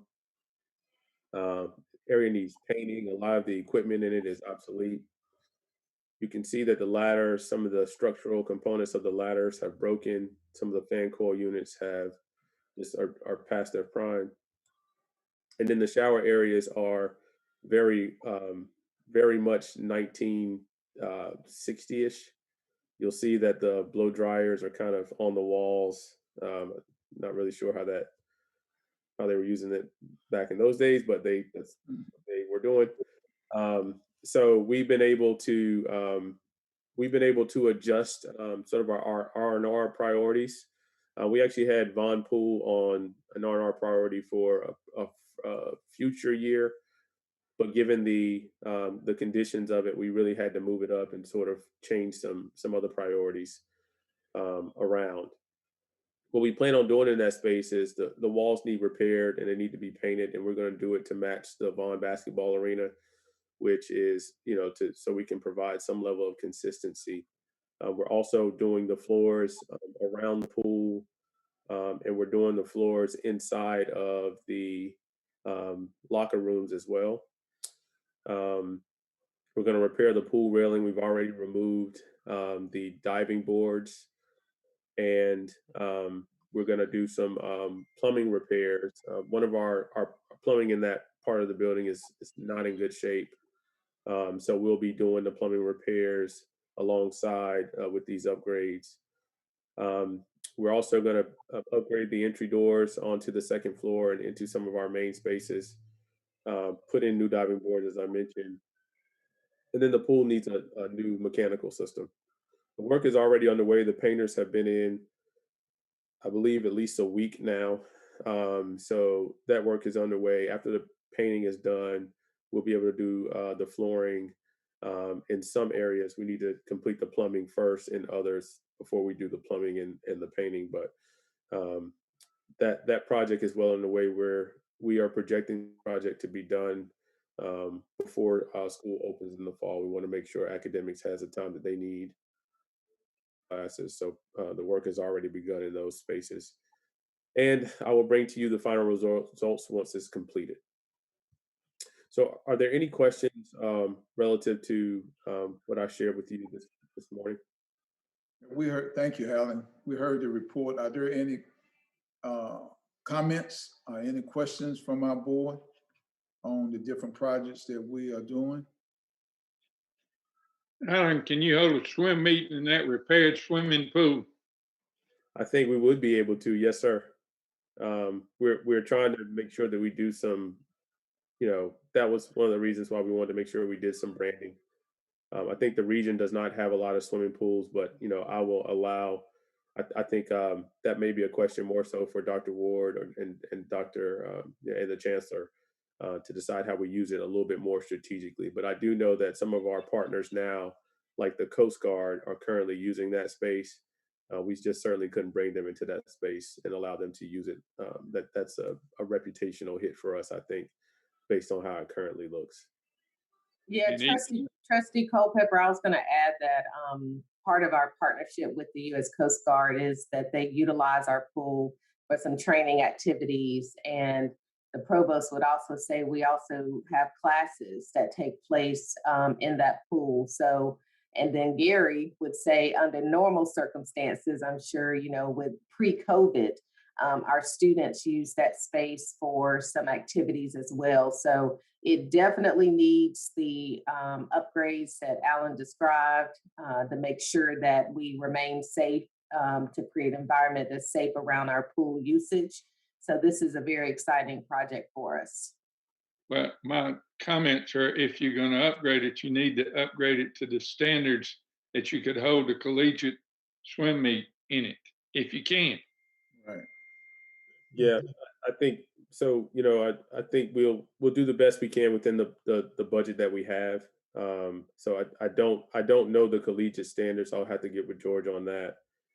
Yeah, and I don't think we're there yet, Trustee Culpepper. That'll be something we'll aim for the future, and you know, maybe even the idea of a swim team for ECSU. I don't know, but that's something we'll have to discuss for future plans. I think if we need the additional monies, Alan, Trustee Culpepper, he can be able to make it happen. Okay, Trustee Culpepper. Because he loves to swim. He's a swimmer. He's a great swimmer. Directly after this meeting to forward those. I'm very. What you gonna say, Trustee Culpepper? I'm not on this committee. Okay. Thank you, sir. I would just like to, I'm proud of the work that you all are doing, and especially with Bass Hall, that's phenomenal. The rooms are looking great. And with that, how many rooms do we have in Bass Hall? And are those rooms, they look larger than most of the other rooms and with dorms. Are they large rooms? I would venture to say they're probably average size rooms, but they're probably a little on the larger side. I would say, Trustee Wilkins, I think we count rooms, we count beds rather than rooms. I think that's how so, you know, we're around 100 beds in that building. Okay. To add as Brown mentioned. So are we on budget? Are any of the projects not on budget that we need to? None of the projects are on budget. In fact, we delivered bias 320. We have left $327,000 left in contingency for that project. So can we move that money over to the swimming area? No, that is a USDA project. The money has to be used on what the loan requires. However, you are able to move it within the USDA project priorities. So I'm actually, I'll be talking I had a conversation with the foundation chair about that. And we're going to look and see how we can best utilize those funds, considering we came in under budget for that project. Trustee Wilkins. Yes, Trustee Johnson. Yes, I'd just like to share how impressed I am with what you all have done with the library. That's why I did my undergraduate, not internship, but I did my grant and aid work. And it was 30 years later, it was looking the same way it looked when I graduated in '74. So thank you all for the work that you all are putting forward. It just looks phenomenal. Yeah, so I appreciate that, and I'll share that with my team. You know, one thing I will say though, you know, that we did the best we could within the budget. I think the reality of the situation is the libraries that I think students expect now are a little bit more modern, have more meeting spaces, have better technology. So, you know, I think we've done a good job in trying to make it comfortable, but to be competitive, we really need a new library. And yeah, and I would just add, Alan, there that just to make a statement on record in that regard, because it was such little funding, our students are not going to really see a significant difference in the library as they remember it, because most of it was infrastructure, and you can't really see where the money went from that standpoint, more so than cosmetic, to make it look a little more appealing. But we are, of course, still seeking funding for a new library in the next couple of years on our campus to bring that level of technology that's necessary for us to compete for faculty and staff and students who want to do that level of research that technology brings to a library and to a community. And so we will reassign that building. Most likely it'll be academic space or maybe some space for student affairs because of the investment thus far. But it's definitely going to, we're still pushing to get that library in a couple of years on our campus. Dr. Dixon, what is the conversation up in Raleigh by putting it in, getting it in the budget? Well, currently the conversation in Raleigh is that there's no appetite for new capital projects. If you recall, the library was in the budget last year that was vetoed and not passed. We had $32 million in that budget for the library.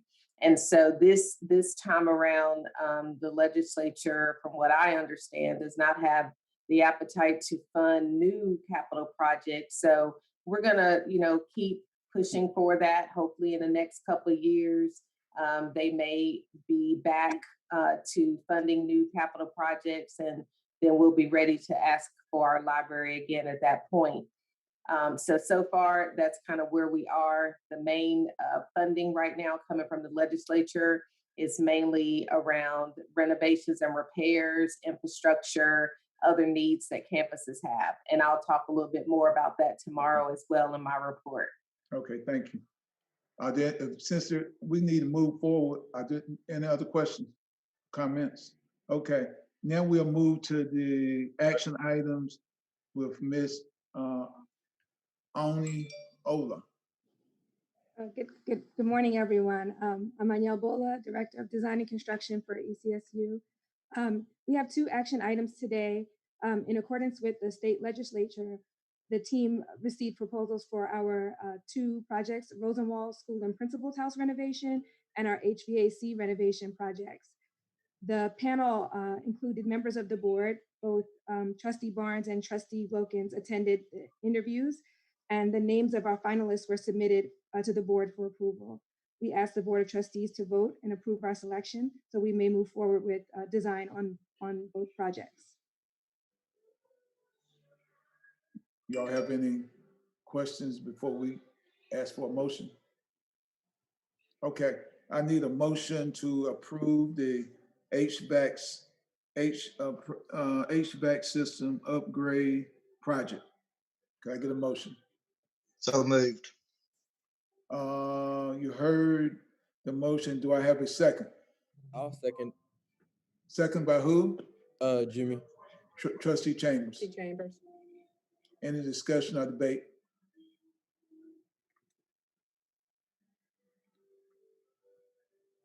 When can we have a roll call, please? Sure. Roll call vote for the approval of the selected firm for HVAC systems upgrade project. Trustee Bosworth? Yes. Trustee Chambers offered the second. Trustee Swain offered the motion, and Trustee Wilkins. I vote for it. Okay. Okay, you can continue. Motion approved. Can you continue?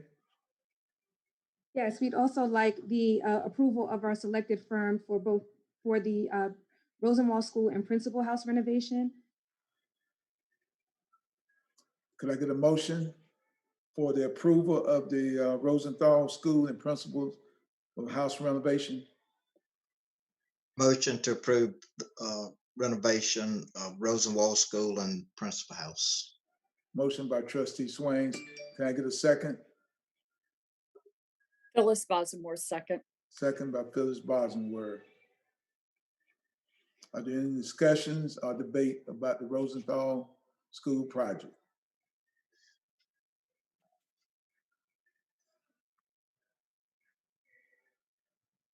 Any questions? Since there is no questions, Gwen, can you call the roll, please? Sure. Roll call vote for the approval of the selected firm for Rosenwald School and Principal's House renovation. Trustee Bosworth offered the second. Trustee Chambers. Yes. Trustee Swain offered the motion, and Trustee Wilkins. Yes. Motion approved. Thank Then you. we are going to move forward. Thank you for those action items, Ms. Ola. Thank you so much. And then we're gonna move forward with information technology update by Suresh Murugan, CIO of Information Technology.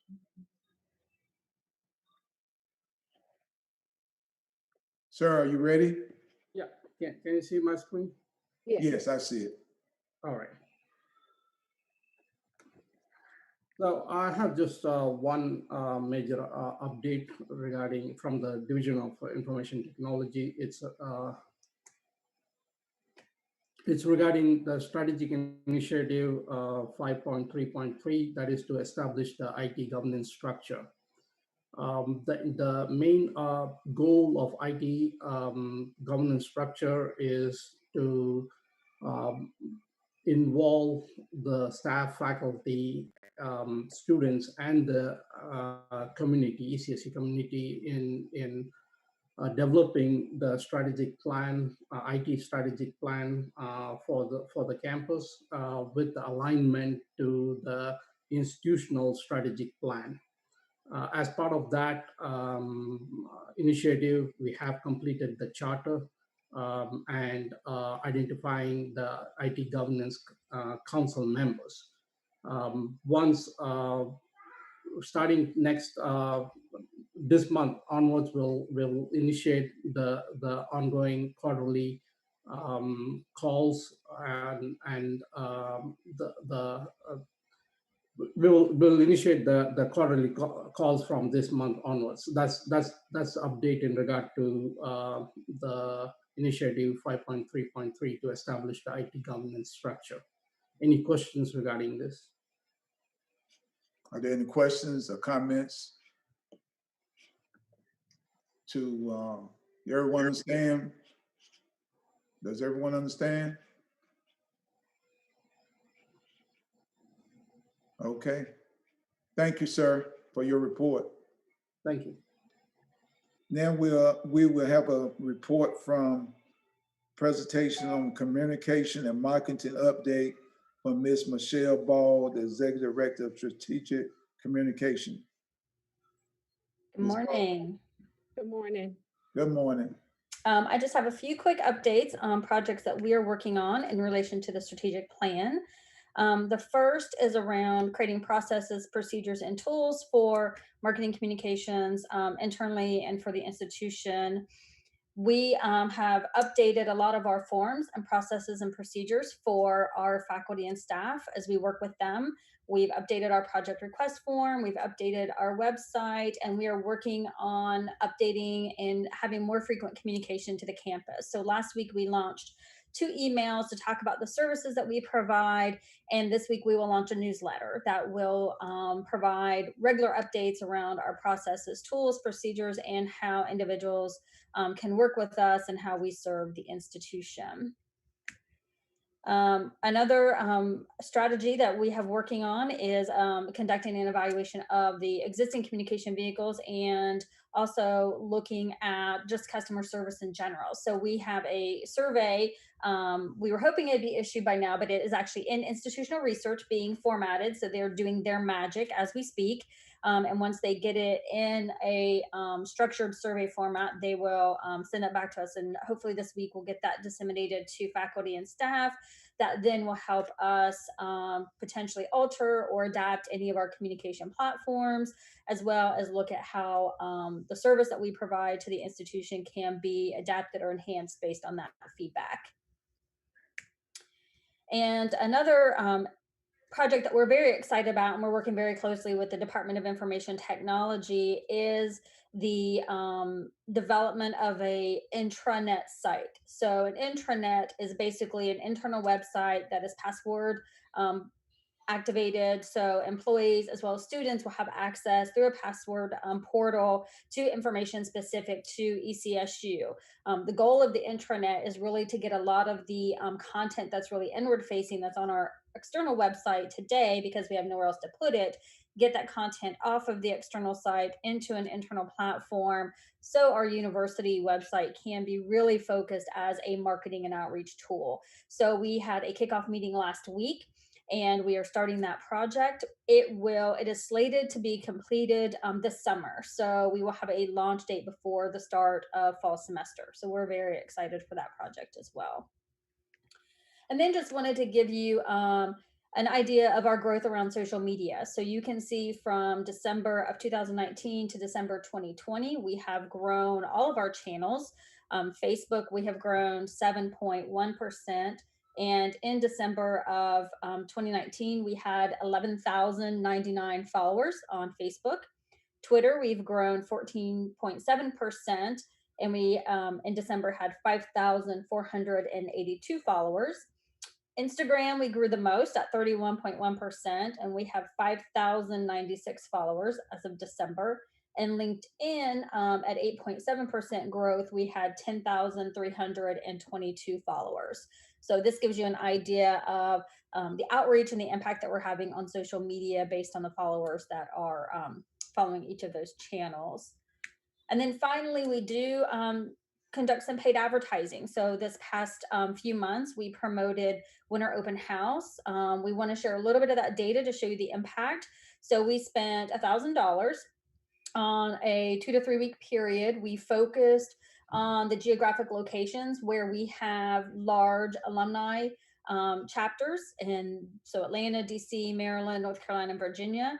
Our demographics were 15 to 35, and we actually reached over 400,000 individuals through that campaign.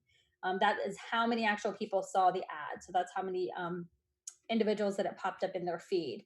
Recruitment, we did a week and a half promotion for recruitment for transfer programs, just specifically transfer programs in North Carolina and Virginia. Same thing, we spent $1,000 and we reached 51,655 individuals. So we are doing targeted campaigns for promoting different programs, different academic programs, different events. So these are 2 recent ones, just to show you some of the impact and the reach that we're having through these campaigns. So that's a very quick highlight if you guys have any questions. Thank you, Ms. Ball, for your report. Are there any questions or comments from the board? You're doing great work. We thank you for all the participation you're getting out with the social media. I know Bishop Brown is very elated on the Instagram because he stay on Instagram with his church. But anyway, with all being said, we would like to thank each and every one for your participation today. And if there is no ejections, this meeting stands adjourned. Thank you, Trustee Wilkins. You're Excellent welcome. report. We'd like now to call on Committee Chair Andy Culpepper for the Committee on Finance, Audit, and University Advancement. Thank you, Madam Chairman. I'd like to call on Ms. Sanders to do the roll call to start off with. Sure. Committee on Finance, Audit, and University Advancement, Trustee Andy Culpepper. Here. Trustee Kim Brown. Trustee Kim Brown. Trustee Len Bunch. Present. Trustee Chris Evans. Present. And Trustee Kenneth Wilkins. Present. Okay, you do have a quorum. Thank you, Ms. Sanders. This morning, we're going to have Vice Chancellor McClintock gives us a report. Vice Chancellor Walton give us a report, and Internal Auditor Ms. Parker give us a report. But before we do that, as chair of the committee, I want to remind everyone that we will be conducting today's meeting pursuant to the new, and I can't hardly read this, I'm sorry, new amendments to the Open Meetings Act that apply during states of emergency. The amendment was signed into law and allows for public bodies to meet as by electorate means. The new law does require, however, that we take all votes by roll call, which we will do today. Additionally, pursuant to the amendment to the law, all chats, instant messages, text, or other written communication between members of the board regarding the transaction of the public business during the remote meeting are deemed public record. Finally, I will ask all committee members, board members, and participating staff to please identify yourselves before participating in deliberations, including making motions, proposing amendments, and raising points of order. As chair of the committee on finance, audit, and university advancement, it is my responsibility to remind all members of the board of their duty under the State Government Ethics Act to avoid conflict of interest and appearance of conflict of interest as required by this act. Each member has received the agenda and related information of this board and of trustees committee meeting. If any board member knows of any conflict of interest or appearance of conflict with respect to any matter coming before the Board of Trustees at this meeting, conflict or appearance of conflict should be identified at this time. There being none, or at least nobody's admitting it, I call on Ms. McClellan for her report. Trustee Culpepper, if we could have the approval of the minutes. Excuse me, I'm sorry. Okay. I'm sorry. Is there a motion to approve the minutes of the December 8th meeting? So moved. Is there a second? Second. When could you please call the roll call? Roll call for the minutes. Trustee Culpepper, Yes. Trustee Brown, I don't think he's with us. Trustee Bunch offered the second. Trustee Evans Yes. and Trustee Wilkins offered the motion. The minutes are approved. Thank you.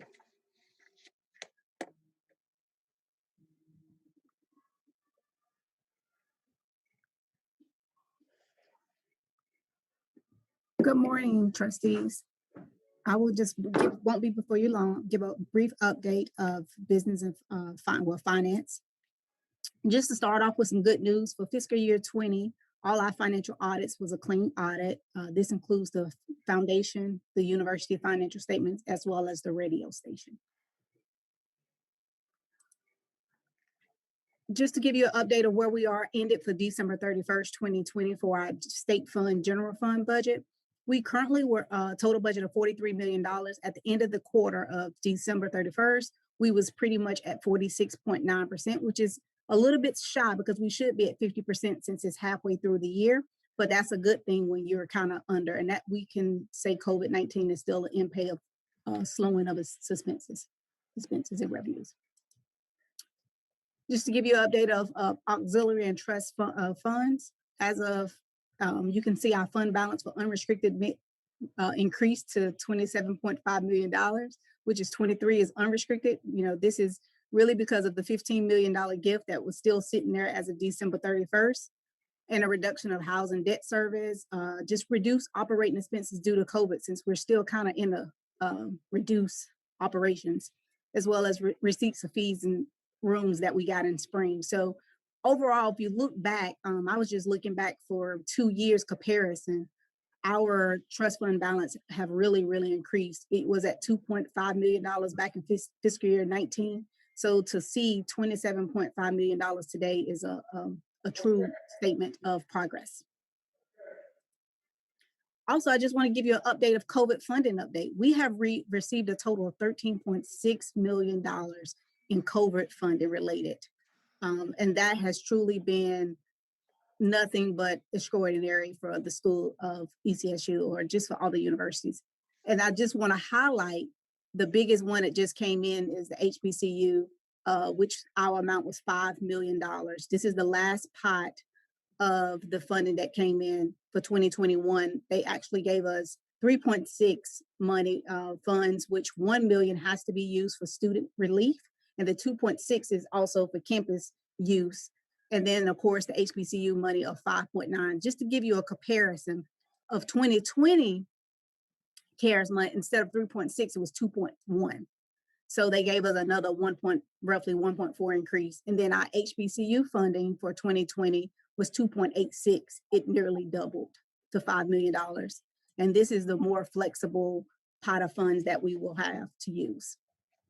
And be mindful, all these funds we have to use them within a year. Just to give you an update of fiscal year 2022, we have been notified that we will not be getting any recurring money, which our base budget will stay the same. But the good news is, if you look compared to last year, they were saying, oh, the state's going to be in a bad shape. Oh, we might have to take a 5% reduction. I can actually tell you, as of January 31st, the state budget for North Carolina, we was up almost $3 billion in comparison where they thought they was going to be. So last year at this time, the reserve were 2.4 billion.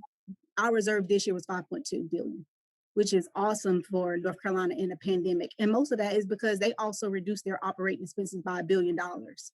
And then of course the revenues increased. So if you look at it, as Chancellor said, we just don't know. They're focusing a lot of funds on, renovations and different things like that. But we have been told there will be a lot of money at the end of this year on the table. So we just hoping that we do eventually get some recurring money, because if you know, recurring money is the only way you can give salary increases.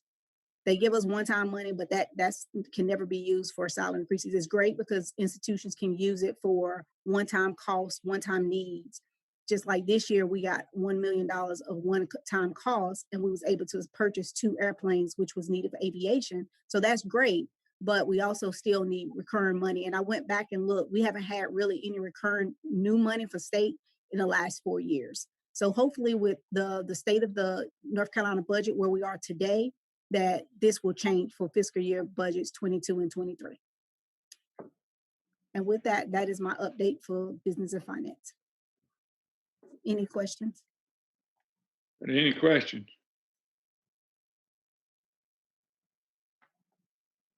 Anybody?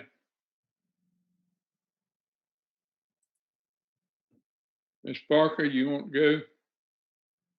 Yes, sir. Good morning, everybody. My presentation includes informational items, and that is summary of completed reports. You have the full reports in your board materials, and I'll just talk about them as we go along. There were 2 reports completed this quarter. The first report is related to financial aid operations. This follow-up review consisted of the satisfactory academic progress, also known as SAP. With this review, we looked at SAP appeal applications submitted by students for fall 2020. The review revealed adequate documentation to support the approvals or denials of students who applied for SAP. There were no recommendations for this report. The second report represents a follow-up review of the purchasing process accounts payable function. This follow-up focused on 3 findings from the original report. At the time of this review, 2 findings remain unresolved and 1 is partially resolved. That will conclude my updates. Are there any questions for me? If not, thank you for your time. Okay, thank you. Ms. Walton? Good morning. Good morning.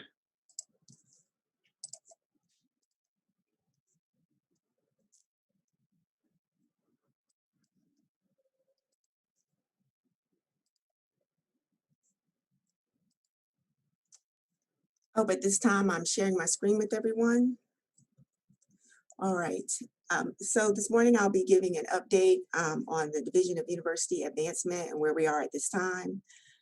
I'd like to begin by talking about a brief overview of what we're going to share today. I'm going to give an update on our fundraising progress, some data by the numbers, information on our policies and procedures, engagement update, and our upcoming solicitation and stewardship efforts. So to jump right in, as of March 4th, which would have been Thursday, you can see that we are just crossing the line of $1 million. And so we are, as you'll recall, our goal this year is $1.4 million. So we're at 75% of our goal with 4 months of fundraising to go and about $300,000 over where we were at the same time last year. May I interrupt before you move on? Yes. EC Walton, can the board just take a moment to applaud that $300,000 jump? That's outstanding. Thank you for your work and all the work of the staff. Outstanding. Thank you. So when we look at our donor comparison, we are at 909 donors, so just a little above where we were last year. Our total donors for FY20, as a reminder, was 1,495. So we are 61% of the total donors from FY20. And I'll talk a little bit about some goals that we set for FY21 as we go along. Our next slide, we are looking at a donor comparison by constituency. You can see that we are trending above in a couple areas, alumni, our foundations, and then just slightly above in other organizations. Our alumni area is the area that we set our goal for this year, and the desire was to increase our alumni giving, or at least the number of alumni, to 1,071. And the particular interest there was to get our alumni participation to 6.7%. And so that's why that number was important to us. But we're just right around 57% of where we were at the same time last year when it comes to our alumni participation. And I'll talk a little bit more about some of these numbers. But as you can see, we are significantly up in our foundation giving. All right, so by the dollars. So while we are significantly up in our number of alumni giving, we're just slightly down in dollars. And while we were slightly down in other individuals, and as a reminder, other individuals is every person that is a non-alumnus, so parent, student, friend, faculty, staff, anyone that's non-alumnus is in other individuals. So we're slightly up in the dollars. In corporate, we were down slightly in donors, but as you can see, we're up in dollars. But I would say probably where our sweet spot is, an area of significance for us, certainly is in our foundation giving. And we are at 19 funders. Probably don't remember those numbers back there, but we were at a total for FY20 of 11. We ended the year with 11, and this year already we're at 19 funders in this area with 4 months to go. And you'll see where we have some other proposals that are out. While our numbers for other organizations are neck and neck, you can see that numbers aren't quite the same. And we anticipate that there's going to be some growth here. We usually are getting into the season where we would do many of our visits with other organizations, perhaps be in an area where we might do some scholarship presentations, perhaps visit some churches or religious organizations. And while we aren't going to be doing those visits in person, we are being invited to have some virtual visits. So we anticipate that there's going to be some growth there in dollars. So one of the things that our new database, Razor's Edge, you've heard me talk about that last year as we made our transition. It gives us an opportunity to track where we are so that we can think about how we want to plan for our fundraising efforts. And so as of March 4th, you can see where we are, proposals that we have submitted, the proposals that we funded, and proposals that are under review. So we do have some proposals in the pipeline. Not all of these proposals will be funded, but there are possibilities. And all proposals that we submit don't necessarily have a dollar amount attached to them. Some of them are funded for more and some are funded for less, but this does give us an idea of where we are. This month of March is really where we can put proposals in the pipeline that are most likely to be funded by the end of the fiscal year. So this is kind of where we are, and this really is based primarily on individual proposals, as you can see, corporate and foundation proposals. All right. Of course, each presentation, I like to give a snapshot of our leadership giving. Certainly, I want to thank you all for your leadership giving and support. What you do matters. And so certainly all of you are giving, and I want to thank you. Again, as a reminder, this report is based on the fiscal year. So that is giving that has taken place since July 1. I know that some of you give on a calendar year, but this is based on July 1 through June 30. Okay, so one of the things that I wanted to do in this report is share some information that I'm calling data by the numbers. And really, there are three things that I want you to think about as you kind of look at this, and I won't go through every single line, but this is kind of the work that you don't see behind the scenes, kind of in the advancement services realm. But this information, it kind of helps us to enhance the quality of our work. It helps us build good relations and trust, and it also helps us eliminate waste in the advancement area. And so the better we can manage the data in advancement, the better off we are in increasing our results. So just quickly to kind of point out some things, we want to increase relations by not sending letters to deceased individuals. We want to eliminate waste by not sending duplicate mail to couples that live together, one piece of mail to one household versus two. So we want to be more efficient in our fundraising efforts by using electronic mediums when we can, or by calling posts through telephone messaging whenever we can. So those are just some examples of how increasing and managing our database better, we can increase our fundraising efforts. Now, certainly there is a ton of work that we need to do in our fundraising effort. A ton, lots and lots and lots of things that we need to do. But these are just some of the ways that we are working to enhance our efforts. In the realm of stewardship, as you look at the bottom of this report, our endowment reports and trying to complete accurate endowment reports to get them to endowment holders so that they know what's happening with their reports, who's receiving their scholarships. It's helpful in a stewardship realm, both endowments and non-endowed scholarships. I wanted to share with you the creation of the number of new endowments this year, or at least over the last year, 19 new endowments, and the number of newly created funds, both endowed funds and non-endowed funds. These might be resource funds as well. And then continuing to increase the number of prospects that our fundraisers are working with individually to bring into the pipeline as donors. And of course, thinking about the ways that we increase our fundraising efforts through matching gift programs, et cetera. So, and then to take you to the middle of the report, and look, and you'll see something that you there called transitional fund updates, and that shift from 1,032 to 500.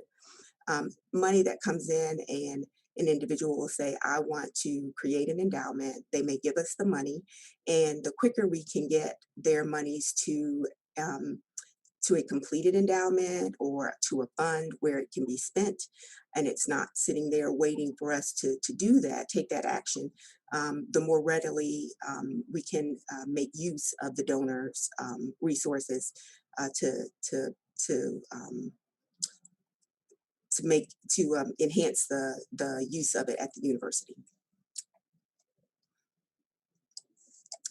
And then finally, policies and procedures. And again, trust building and increasing productivity. So creating an endowment agreement via checklist. Our Foundation Policy Manual. The endowment, the Foundation's Policy Manual had not been updated since 2014. So we have completed that now. We were able to streamline it from an 89-page document to a 70-page document, and create it, make sure that it was efficient. You know, just really looking at our processes, the usage of pledge agreements, making sure that those agreements are attached in Razor's Edge to the donor, so that it is not just a paper document, but it is electronic, so that we can ensure that we are able to track those things. Adding appeal codes to every solicitation that we do, so that we know who we've asked and who's given, so we don't have donor fatigue. And then finally, I want to talk a little bit about engagement, because we don't want to continue to just ask donors who have always given. We want to ask new donors, but we don't want the donors that we ask the first time that they hear from us is an ask. We want them to, if possible, we want to engage them. That won't always be the case. So last month, the month of February and late January, we worked with the deans to have a virtual evening with the deans. It was a 1-hour program. The deans and the chairs presented information about their units. It went over very well. It was just a 45-minute kind of presentation. There were some deans had students on the line with them. We got a nice overview of what each of the schools were doing. Then there was time for a Q&A, and we suspect we'll do those again. We are also working with our alumni chapters to present planned giving sessions, because we want to reintroduce or rebirth, however you want to say it, our legacy society, to have more planned gifts. And so we've presented 3 of those in this first quarter of the year. And we're also trying to do other programming, as you can see there as well. To talk a little bit about, move on to our solicitation efforts. We worked with the provost and each of the deans to create 3 solicitation brochures to send to our alumni according to their academic degrees, and we'll be segmenting the database. These will go out after our upcoming gala, because we want to kind of make sure that we've completed one fundraising event, and then we'll send these out. And we won't send them to everyone.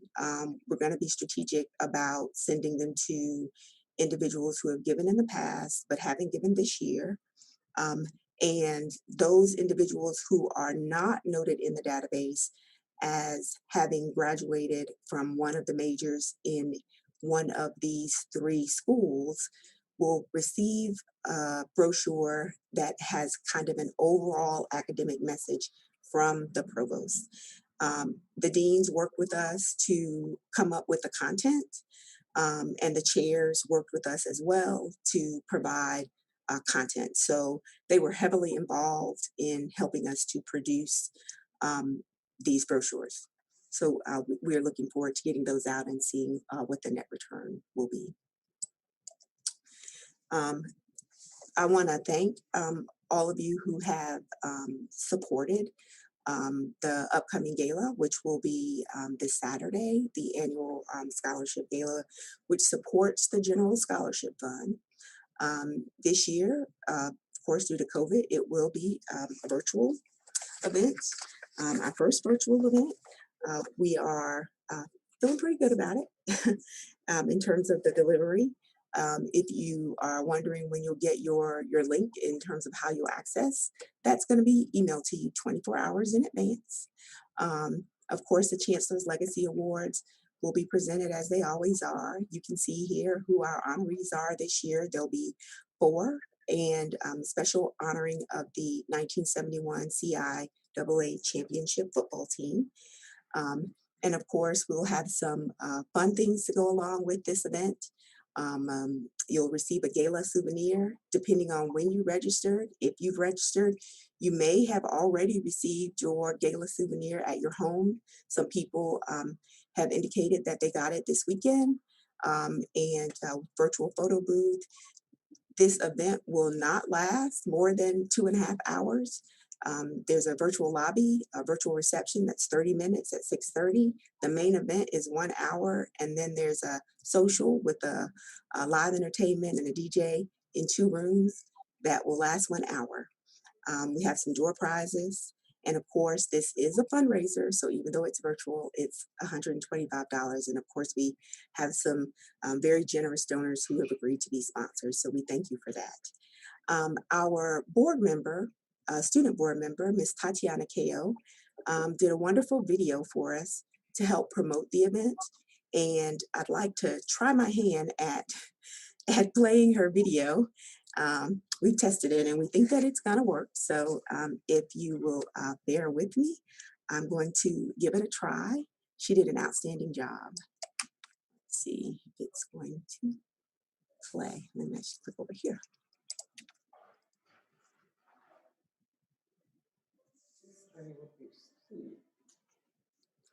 Can you see it? Greetings. My name is Tatiana Ko from Lexington, North Carolina.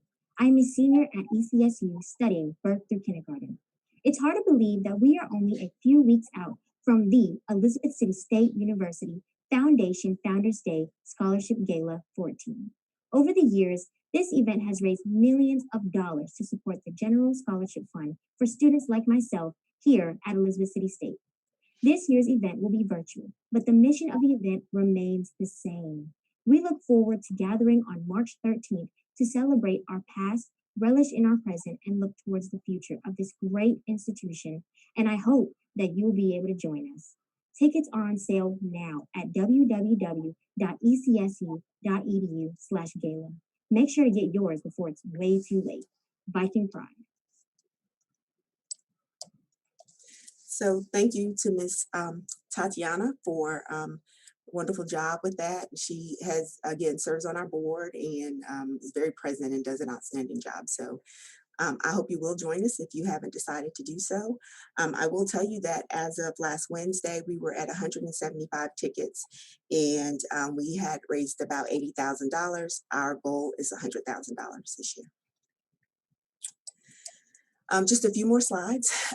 We are, of course, always trying to engage our young alumni. Every other year, we induct our 40 Under 40 Society. We did close our nominations at the end of February. If we're able to proceed with this event, we will have it at the end of April. So I look forward to giving you continued updates with that program. And then finally, we have a couple of other solicitations. Our annual day of giving, which will be April 30th. We will do a stewardship event with our students, a postcard project. And then, of course, we have to thank our FY20 donors with our donor impact statement. And if there are any questions, I'm happy to entertain those. And if not, that concludes my report. Mr. Chairman, I just have a question. Go ahead. Okay. Miss Anita, one of the questions I want to ask you, I saw the big increase in the foundations, right? Yes, sir. So can you, it went, I see where we increased to 300,000 and that was somewhat of where the money came from. Yes, sir. From that foundation. So who are some of those foundations that gave large amounts of money? Sure. So as you know, we received a $100,000 gift from Truist. From who? Truist. We received, hang on one second, I will be able to give you the complete list. But we received a $100,000 gift from Truist. We also received money from Duke Energy Foundation. We also received money from the Z. Smith Reynolds Foundation. Let's see, who else? I have my lovely report right here. Sounds good. Mhm. Let's see. Anita, also the AKAs. Yeah, we received money from AKA, What 50,000. about the deltas? Not yet. Or Not yet. You heard the kappas, right? Not yet. Okay. Didn't you get some from Town Bank? How about the Town Bank? Not yet. Hmm. That's what I was going to ask about Town Bank too, Foundation. Yeah, not yet. Let's see, here we go. I have it. So if you need some help with Town Bank, I can help you with Town Bank. Well, that would be great. I mean, we are. I mean, if you need some assistance, but you got to ask. I need to know what you all have y'all asked them for any money as of yet? Not yet. So let's see. Truist, Z. Smith Reynolds. We received money from PNC. We received money from AKA. We received money from Pfizer.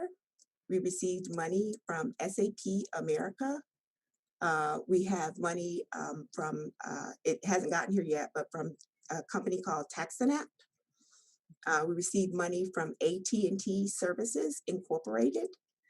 I mentioned the Duke Energy Foundation. We received money from First Citizens Bank. Let's see.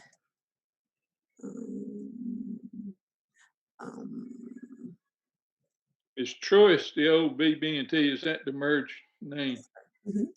Yeah, and we actually have some, we received a $10,000 gift, a $10,000 commitment from Toyota. Like that's not included in there. Mm-hmm. We don't put money on, we don't list money that we haven't received.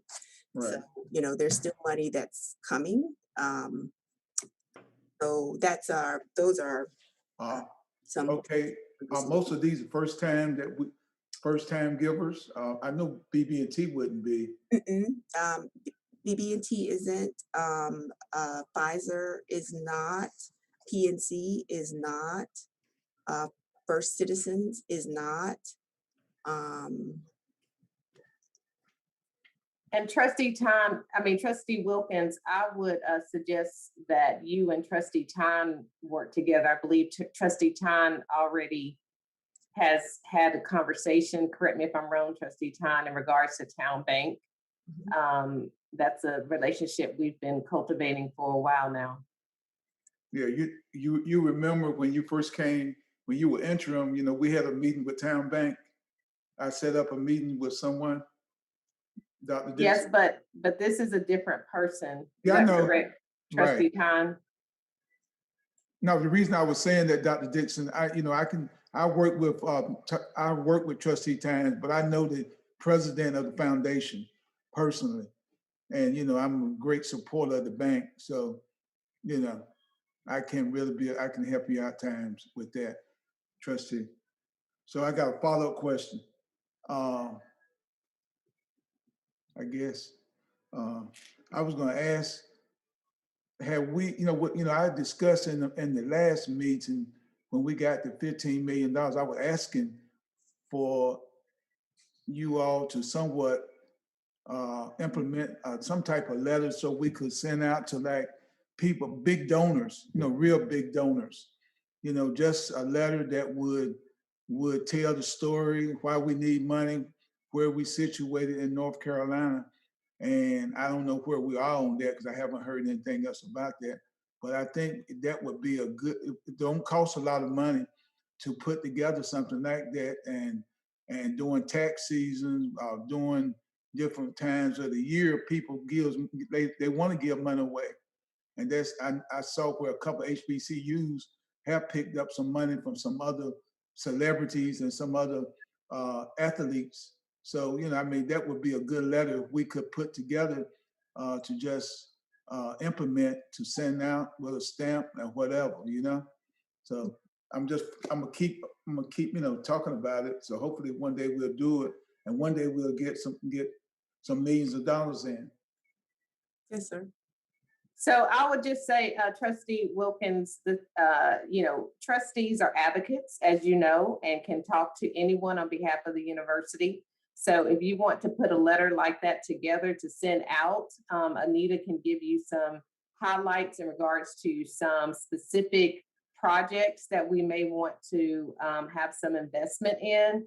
But at any time, at any point, you can have conversations with potential donors and then bring Anita in, and then she'll bring me in as time allows, as far as the progress of the conversation and cultivating that donor. So don't feel like we're holding you back. I mean, we want you to be advocates and proactive in identifying funding sources and bringing funding to the table. Right.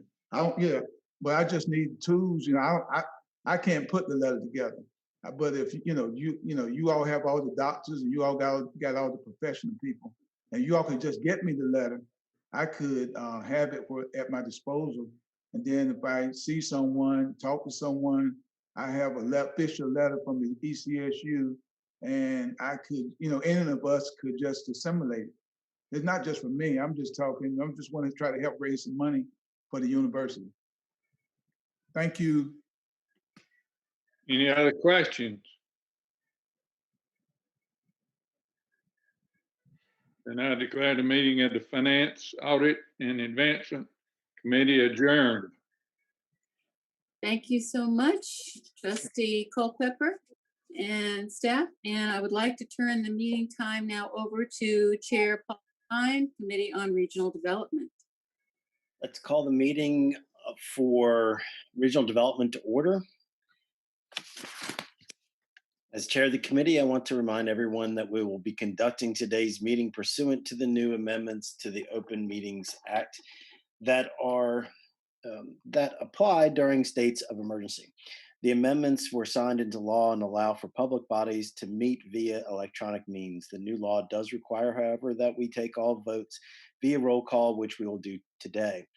Additionally, pursuant to the announced amendments to the law, all chats, instant messages, texts, or other written communications between members of the board regarding the transaction of the public business during the remote meeting are deemed a public record.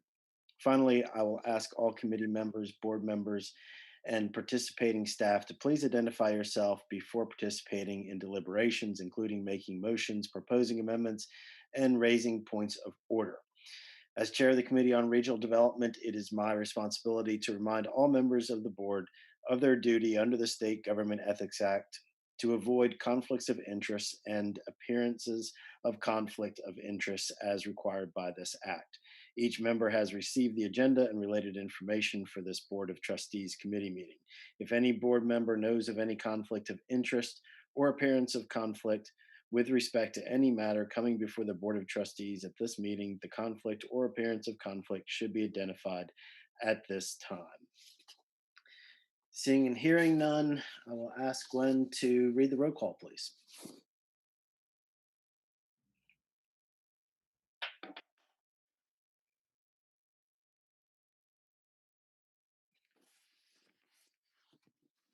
Ms. Sanders, if you would mind reading the roll call, please. I'm sorry, I was on mute. My apologies. No Committee on problem. Regional Development, Trustee Paul Time, Yes. Trustee Phyllis Bosworth, Trustee Bosworth,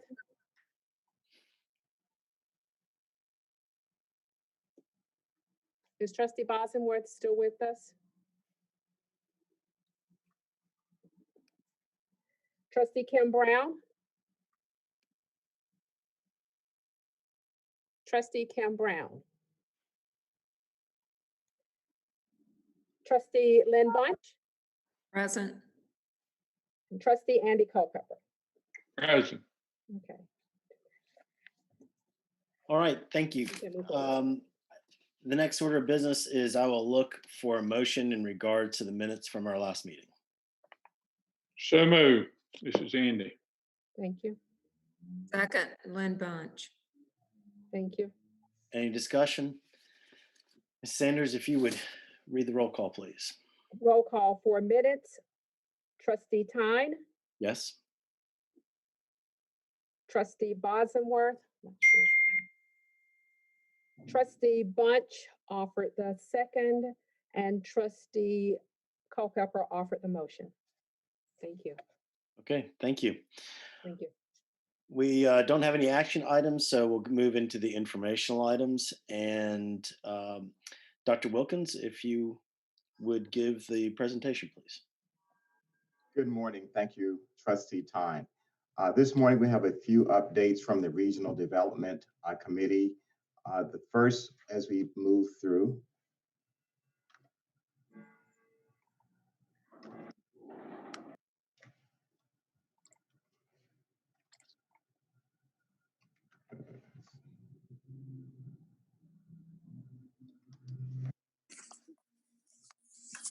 the first update we would like to provide is for the strategic initiative number 6, where we were creating and utilizing a board of visitors.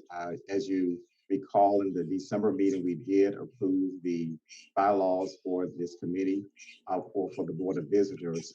Nominations are being accepted through April 15th. If you do have some stellar people you would like to recommend to serve on the ECSU Board of Visitors, we did provide the email address for you to send to Vice Chancellor Walton.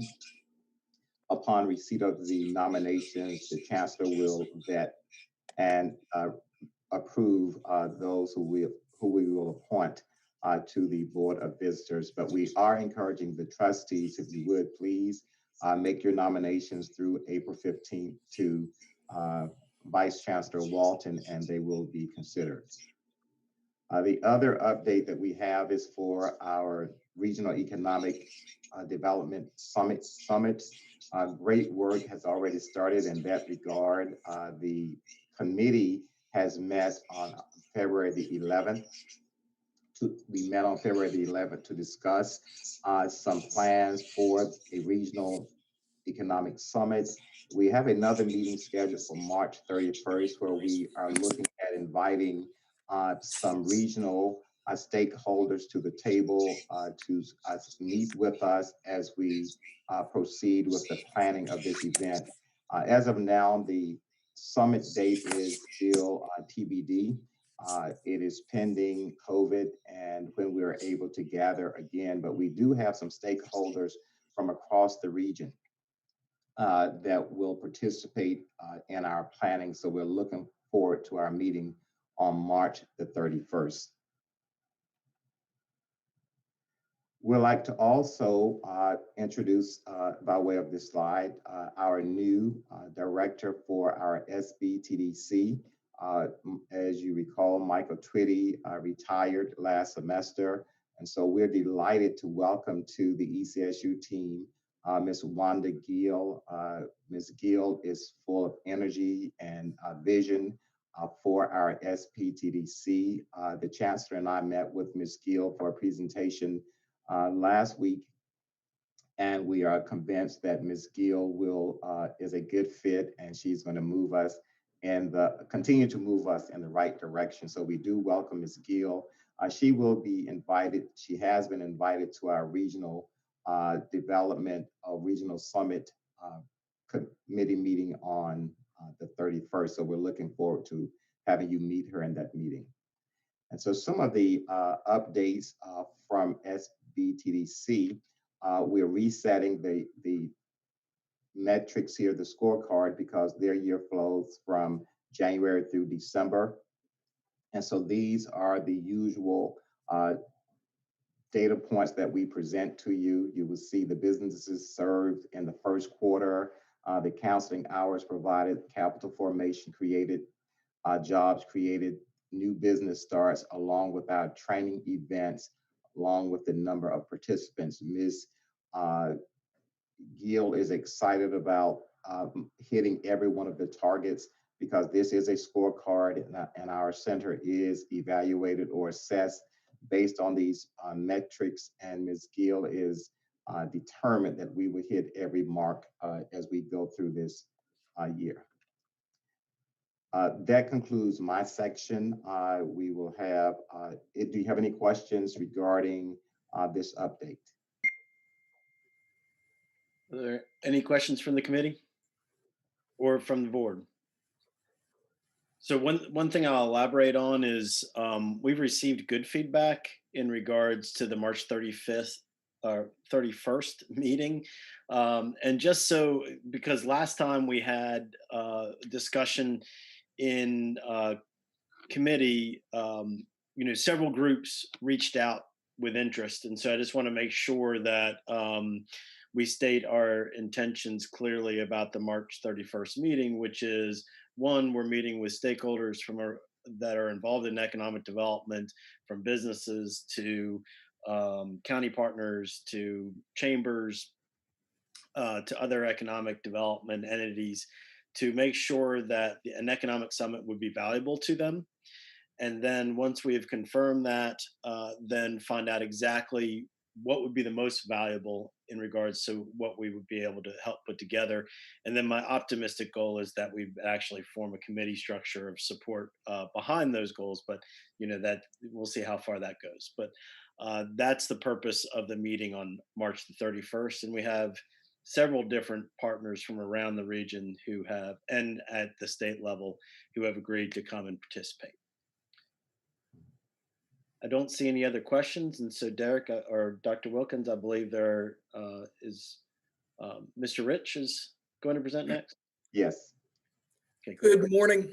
And forgive me, I am regaining my voice, but I promise I feel fantastic, but I will do my best to enunciate. So I just have a brief verbal update for you this afternoon.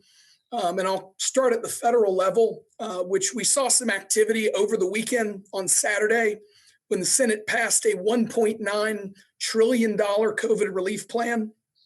A few changes were adopted from the House version, but ultimately funds for higher education remain untouched, which is huge.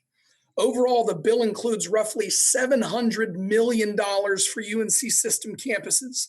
This includes a $509 million pot of just general higher education relief money, plus another $191 million for HBCUs and MSIs, which will benefit 10 of our system campuses, one of them being ECSU. The bill now needs a final vote in the House due to some of the small changes, but reports indicate it's not expected to be problematic, and we will likely see that vote this week. I also want to highlight a federal development that was solidified since our last Board of Trustees meeting, which was a $25 million appropriation for the local U.S. Coast Guard base to repair and renovate the airport's runways. I first submitted the proposal for this project to Senator Tillis's office in February of 2019.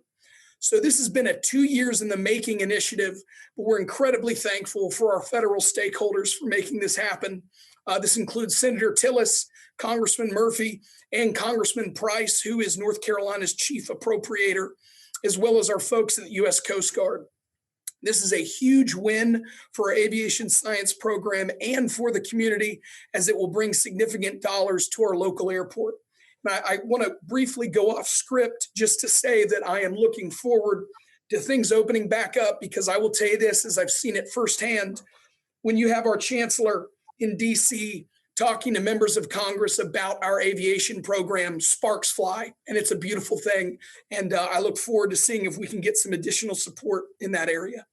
Lastly, at the state level, the 2021-22 biennium is definitely underway.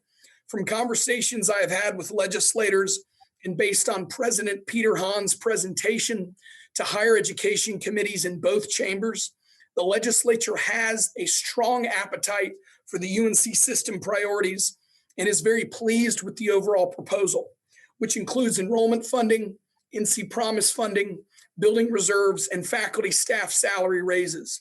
There is also a significant appetite for the R&R funding list included in the UNC system proposal for ECSU, which tallies up to about $56.2 million for ECSU-related projects.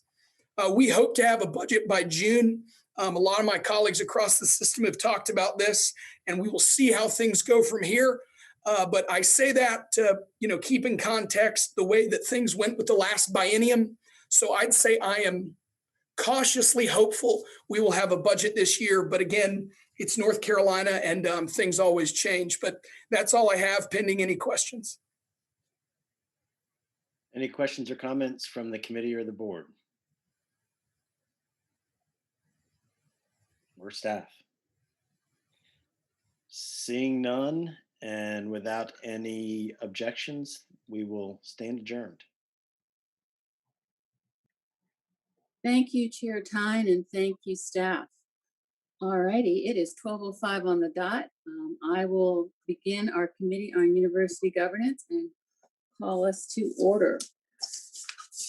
As chair of the committee, I want to remind everyone that we will be conducting today's meeting pursuant to the new amendments to the Open Meetings Act that apply during states of emergency. The amendments were signed into law and allow for public bodies to meet via electronic means. The new law does require, however, that we will take all votes via roll call, which we will do today. Additionally, pursuant to the amendments to the law, all chats, instant messages, texts, or other written communications between members of the board regarding the transaction of the public business during the remote meeting are deemed a public record. Finally, I will ask all committee members, board members, and participating staff to please identify yourself before participating in deliberations, including making motions, proposing amendments, and raising points of order. As chair of the Committee on University Governance, it is my responsibility to remind all members of the board of their duty under the State Government Ethics Act to avoid conflicts of interest and appearances of conflict of interest as required by this act.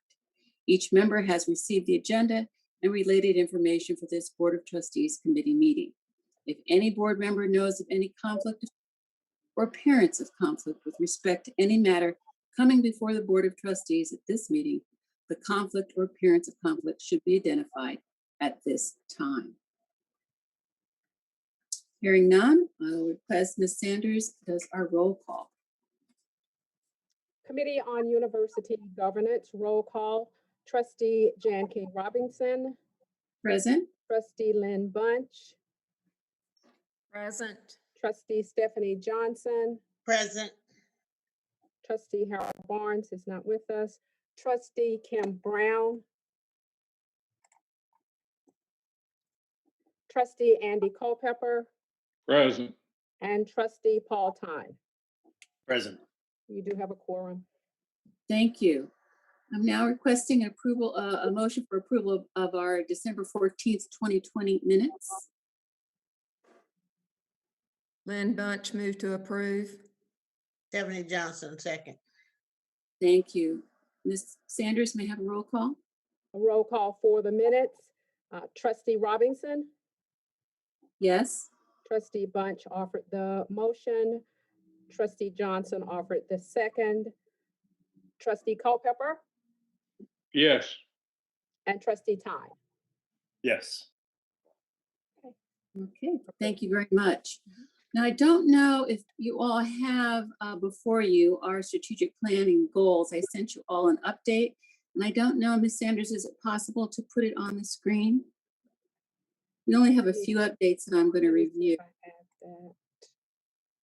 Okay, in the interest of time, while Ms. Sanders is looking for that, on university advancement, the first goal, reflecting strategic initiative number 4, our update is that we do have a multi-board advancement retreat planned for April 28th and have talked to both of those board chairs. So we're really looking forward to that. And as a reminder, we're asking for 6 members of each board to participate, so that this is going to be an opportunity for us to just talk about our respective and shared goals. And we are also looking to have a facilitator. I know that VC Walton is working with us on that. The next update is our donation, which I'm delighted to say that we have 10 of 11 trustees who have given thus far. And 91% of our trustees, that's 91% of our trustees. Also, we have, I think, 2 of our trustees have met the $3,000 request minimum. So we still have until June 30th to meet those goals. But I'm going to be talking to the one trustee, whoever that person is, so that we can hit that 100% annual giving goal. Next update is on regional development, which you've heard from Trustee Tyne about the upcoming meeting, and then also the update you've heard on our community education, continuing education. We also had a revised board evaluation assessment tool. We completed that and it was adopted by the board August 31st. We reviewed the results and provided feedback to our Board of Trustees at our annual retreat on November 11th. And we participated in annual and biannual professional board development on November 11th, and we had 85% participation. And then the last update is that we did review and update the bylaws. Thank you to Trustee Bunch and Swain and staff Alan Goodson. That was reviewed and completed and adopted by the BOT at our March 10th meeting for implementation in September. So I have one order of business before we move to staff, and that is several trustees have suggested that we collapse this virtual meeting that's now 2 days, committee meetings half day, and then our full board meeting half day the following day, to 1 day. I have discussed with the chancellor, and it would be a more efficient use of staff time and her time to have 1 day. So I'd like to call for a motion to move our 2-day meetings to a 1 day and then reassess once we are no longer virtual. I move that we, Kenneth Wilkins move that we move our meetings to 1 day. Yes, thank you, but I need a committee member. Oh, I didn't know. Nobody was saying anything. They haven't. I move that we move our meetings to a 1-day format. Thank you. May I have a second? I'll second it as long as we're virtual. Reassess it when we're not virtual. Any other discussion? Okay, thank you. We'll vote and via roll call, Ms. Sanders. Sure. Roll call vote for collapsing the meeting to 1 day. Trustee Robinson? Yes. Trustee Bunch offered the motion. Trustee Johnson? Yes. Trustee Culpepper offered the second, and Trustee Todd? Yes. Okay. Excellent, thank you. I hope No, the class will put a little lunch break in that when we do it next time. We'll have a break. I don't know if it'll be lunch break, but we'll have a little break where we can stretch our legs for sure. I know Ms. Sanders will work that out for us. Thank you, Trustee Culpepper. Culpepper. All right, I'd like to call on Tamika Lane for our human resources update. Good afternoon, everyone. I have 2 items. The first is you have the university governance personnel report in your board materials. Are there any questions?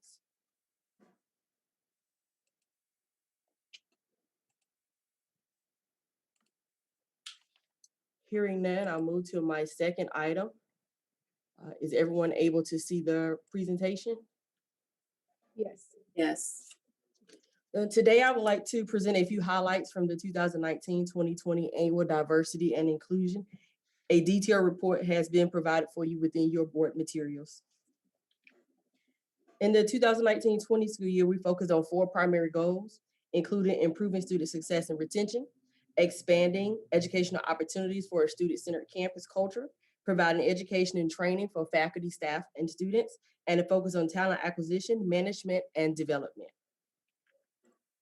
In looking at Goal 1, in May of 2020, research began towards the administering of the Higher Education Data Sharing Consortium survey, which focused on perceptions of the institution's climate, including perceptions of how their institution supports diversity and equity, and experiences with discrimination and harassment at the institution.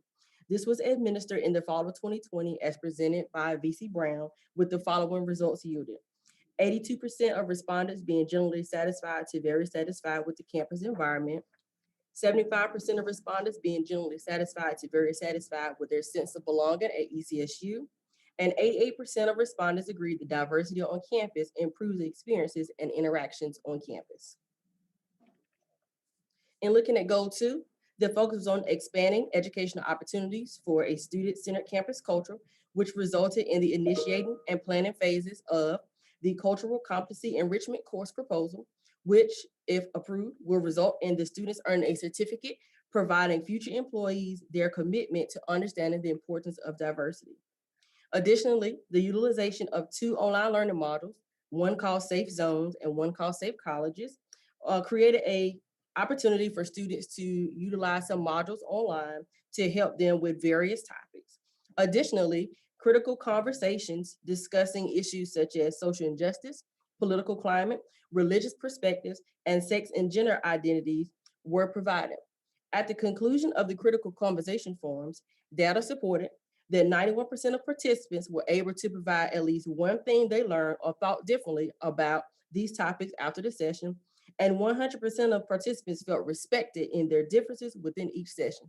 Students walked away with an appreciation for creating a respectful environment and overall awareness of diversity.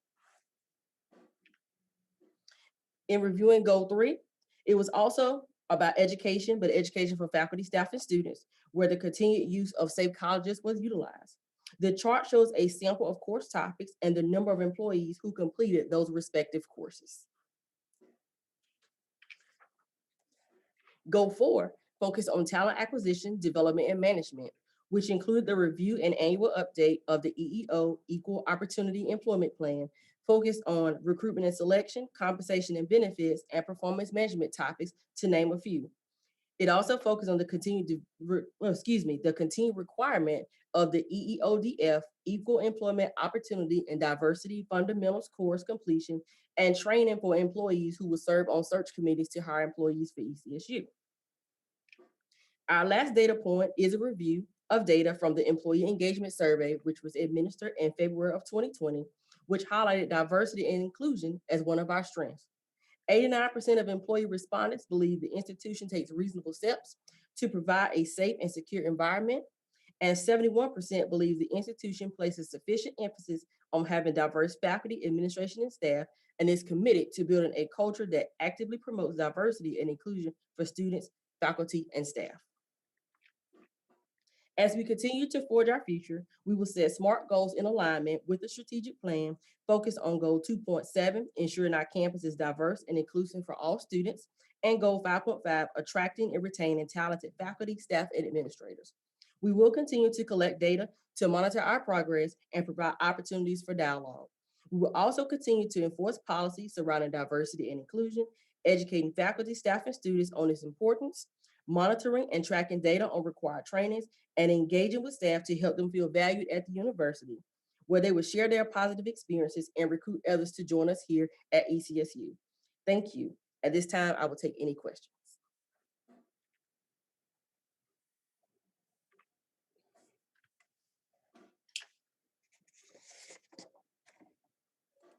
Okay, thank you very much, Ms. Lane. We're going to move now to our legal affairs update. Attorney Goodson.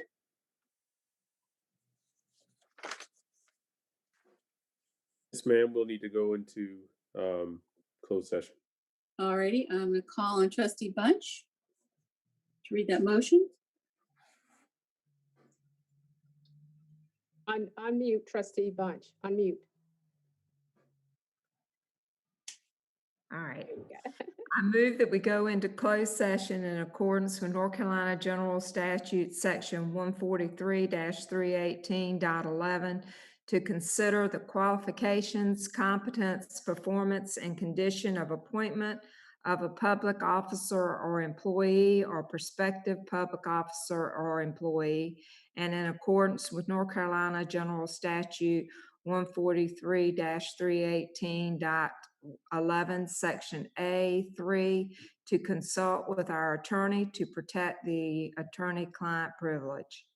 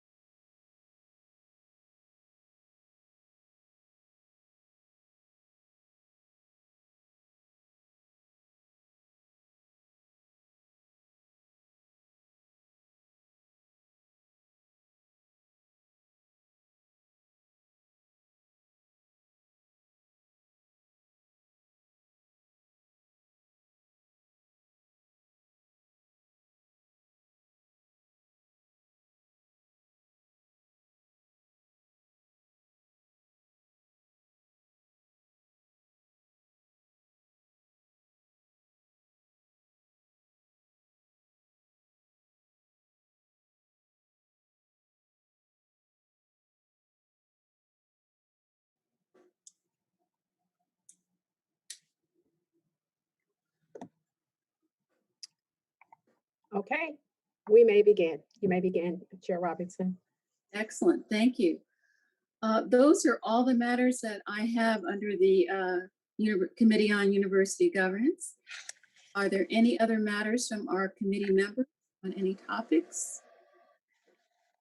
All right, I'd like to thank everyone, all of our committee chairs, our committee members, our staff for excellent meeting today, very informative. And without objection, I say we stand adjourned. See you all tomorrow. Thank you. Thank you. Bye. Thank you. Thank you.